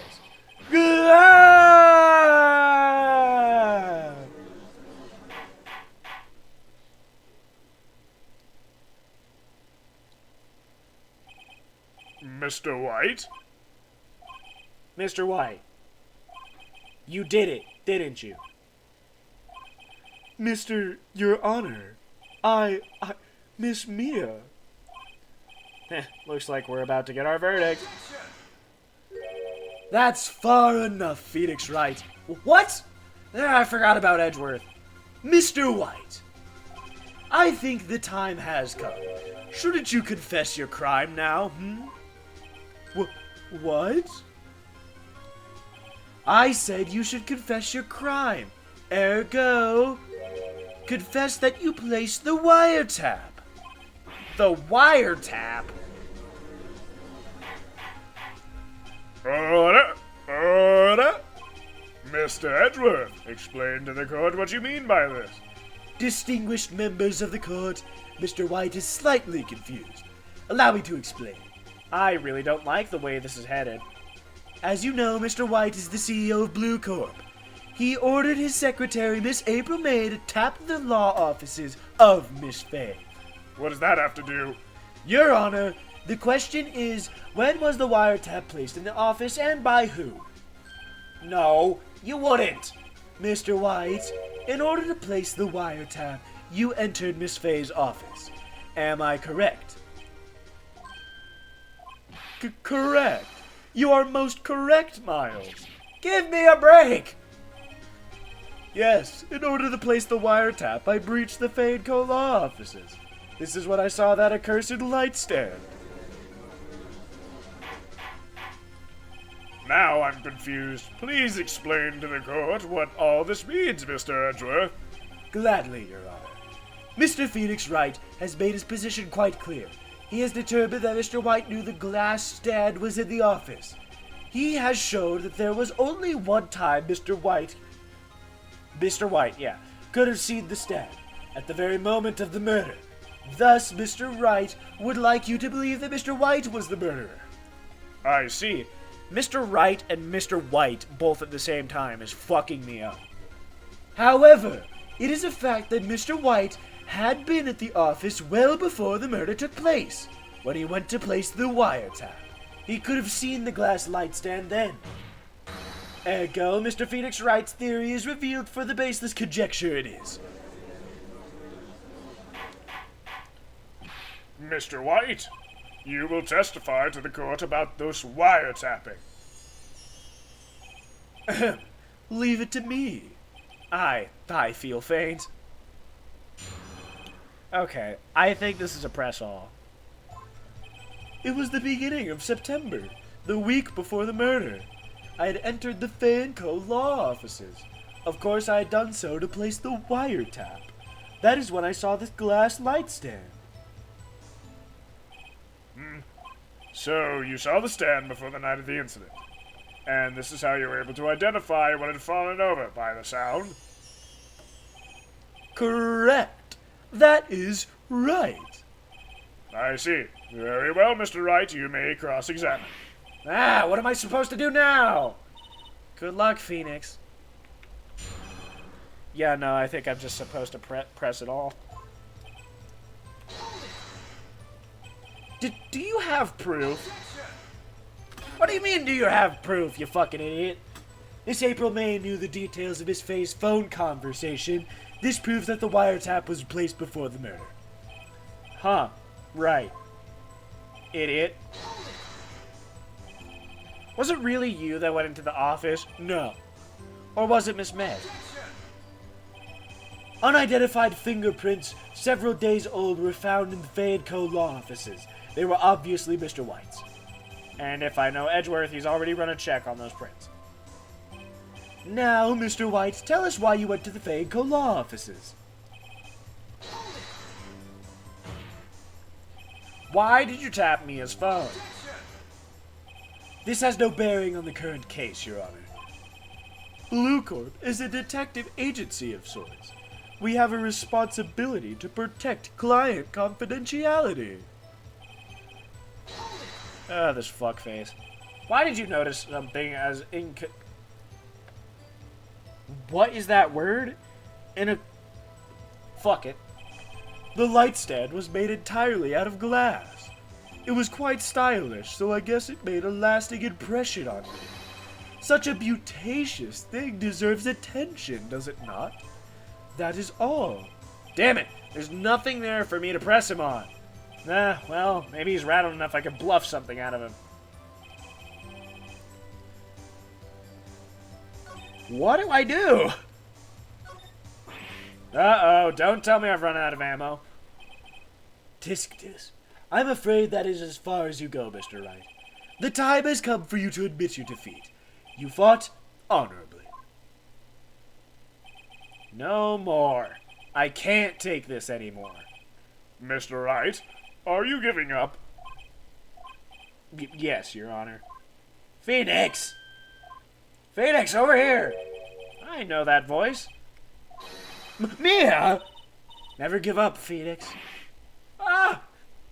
Mia! Dead. Where am I? The waiting lobby. What happened? Oh, right. I lost the trial. I was hallucinating. You're finally awake. You're finally awake. What is happening? Hey, Phoenix. Gak, there's no way to greet an old friend. Phoenix, I want you to look at me. Yep, there we go. Tits of justice and all. You're... Maya? Didn't you know the Fey women have strong psychic powers? When you accepted your defeat in court, it appeared that was enough of a shock to awaken Maya's true powers. So, Maya is channeling you, Mia. That's right, I am Maya, but I am also Mia. Now I want you to listen to me, Phoenix. Maya never gave up. You can't either. That's what I came here to tell you. But we don't have much time, Phoenix. Now listen. You've already won. Huh? You have that receipt in the court record, right? Oh, yeah. The one you wrote Maya on? Phoenix, White wrote that, not me. So what do I do with it? Look at the front of the receipt. The front, it's a regular receipt. Looks like it's from a famous department store. What? Christ! $1,000. Wow, big spender. Item: glass light stand. Date of purchase: September 4th. September 4th? That's right, Phoenix. I bought that stand the day before I was killed. Whoa! Now, what did Mr. White say in his testimony? It was the beginning of September, the week before the murder. He said he saw the stand the week before the murder. There you go. I think the court is about to reconvene. Go do it, Phoenix. You know you're innocent. Now you just have to prove it. Right. Christ, Phoenix, you stupid ass.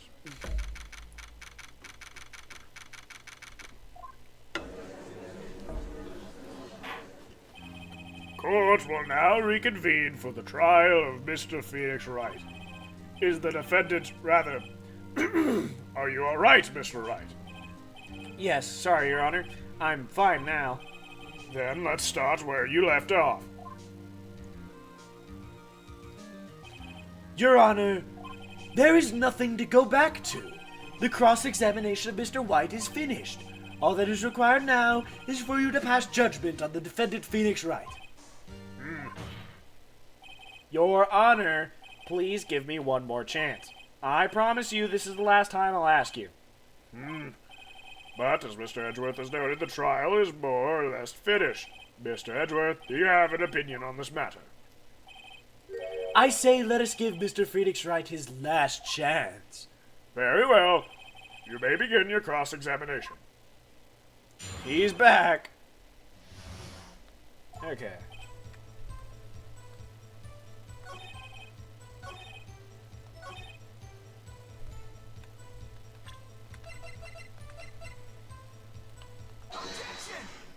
Alright, you stupid idiot. Look closely at this. See the word Maya written in blood? You're grasping. He's reaching! He's reaching! I think not. Look at the other side of the receipt. The other side? Your Honor, would you tell the court what is written on the other side of the receipt? Well, a glass light stand. And the date of purchase? Why, that's the day before the murder. You see? Mr. White, when you allegedly entered Fanco offices at the beginning of September, the stand could not have been there.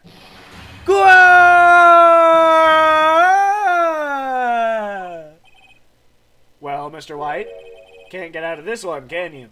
No, it's impossible. Uh-oh, he's losing it. Well, Your Honor, I understand there must be quite a bit of pressure on you. Why did he emphasize it? But I think you'll agree you can't judge me guilty under these circumstances. Very well. Then, this is all for the trial of...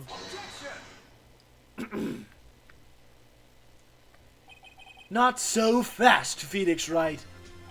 Eh? What? No way he can worm his way out of this one.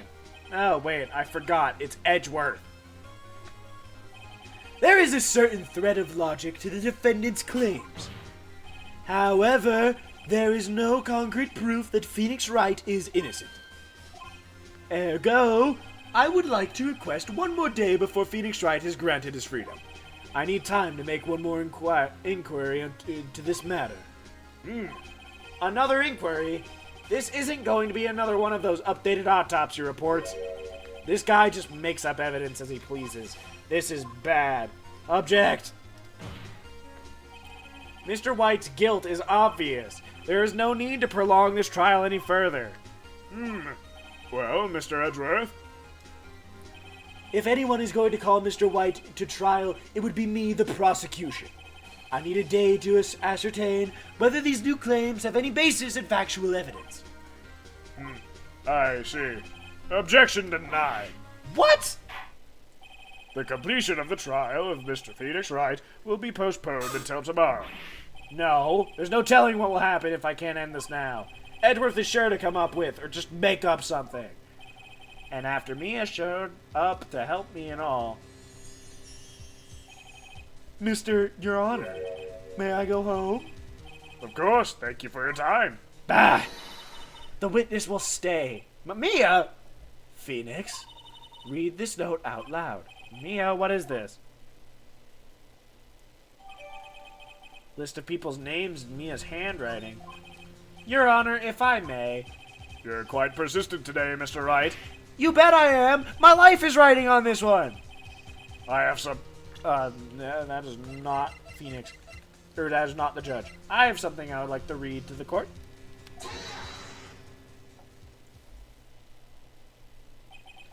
The memo Mia had given me was a list of names.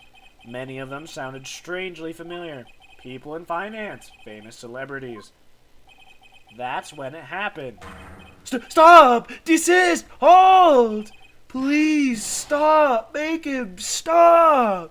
How did you get that list? Mr. White, admit your guilt right here, right now, or else this list will be released to the press. No! I confess. I confess. I did it. I hit her. I hit Miss Mia with the thinker. Case closed, Your Honor.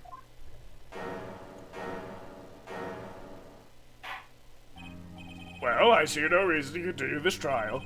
Mr. Wright, Yes, Your Honor? you've done it again. That was quite a spirited defense.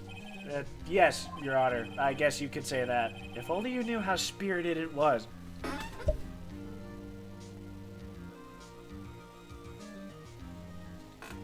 Stop making dad jokes! Phoenix! Well, this court finds the defense... Rather, the defendant, Mr. Phoenix Wright, Not guilty! Yeah! Confetti! That is all. This court is adjourned. September 9th. Well, I never thought I'd be saying this again, but congratulations. You're lucky I was born a fae. I'm lucky I had both you and Maya on my side. I'm glad you made it. Thank you, Phoenix. You risked a lot to help me and Maya. I won't forget it as long as I live. As long as you live? My time here is running out. Huh? Maya's powers are still weak. I can't stay here that long. What? No, there's still so much to say. Don't worry. I'm sure we'll meet again. Chief! I'm not the chief anymore. Phoenix, can you come to the office tonight? Say 9. The office? I'll see you later. Chief! Yeah!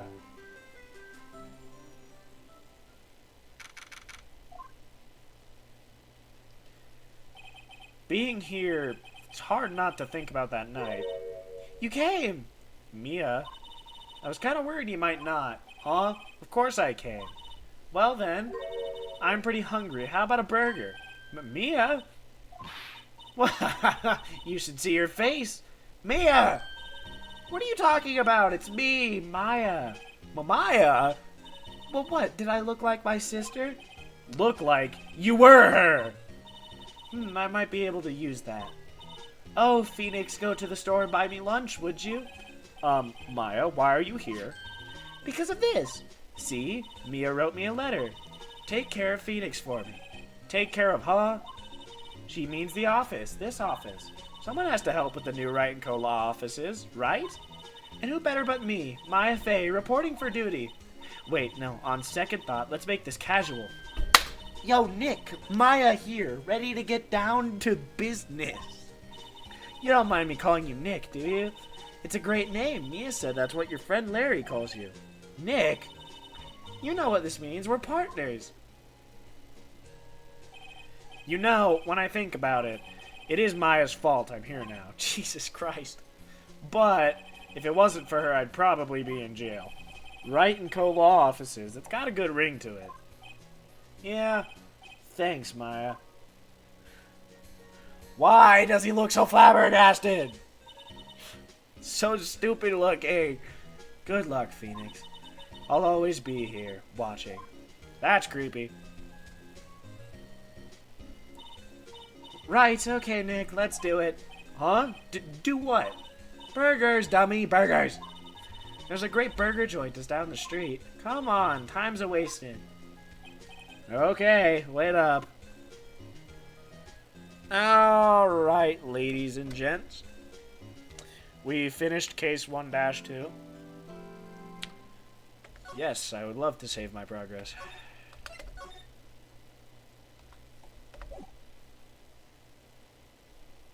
No, I don't want to freaking... Get me out of here! Get me out of here! I don't want to go to the Steel Samurai! I'll fucking watch the cutscene. Oh, but anywho, with that aside, I'll be continuing this case next week on Saturday. And not only that, but on Friday, all three of us shall be together again to do 2-4 of Apollo Justice. So that'll be fun. Now that we have two Ace Attorney series going on at the same time. Jesus, just fucking end the cutscene. There we go. Let me leave.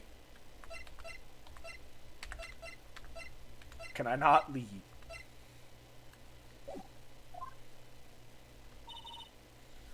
Okay.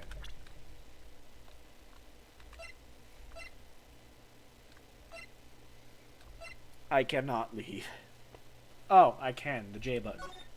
Yes, go to the title screen. Righty. Well, I hope you all enjoyed that. As far as I'm aware, this is actually going to be a much more entertaining series than even I thought.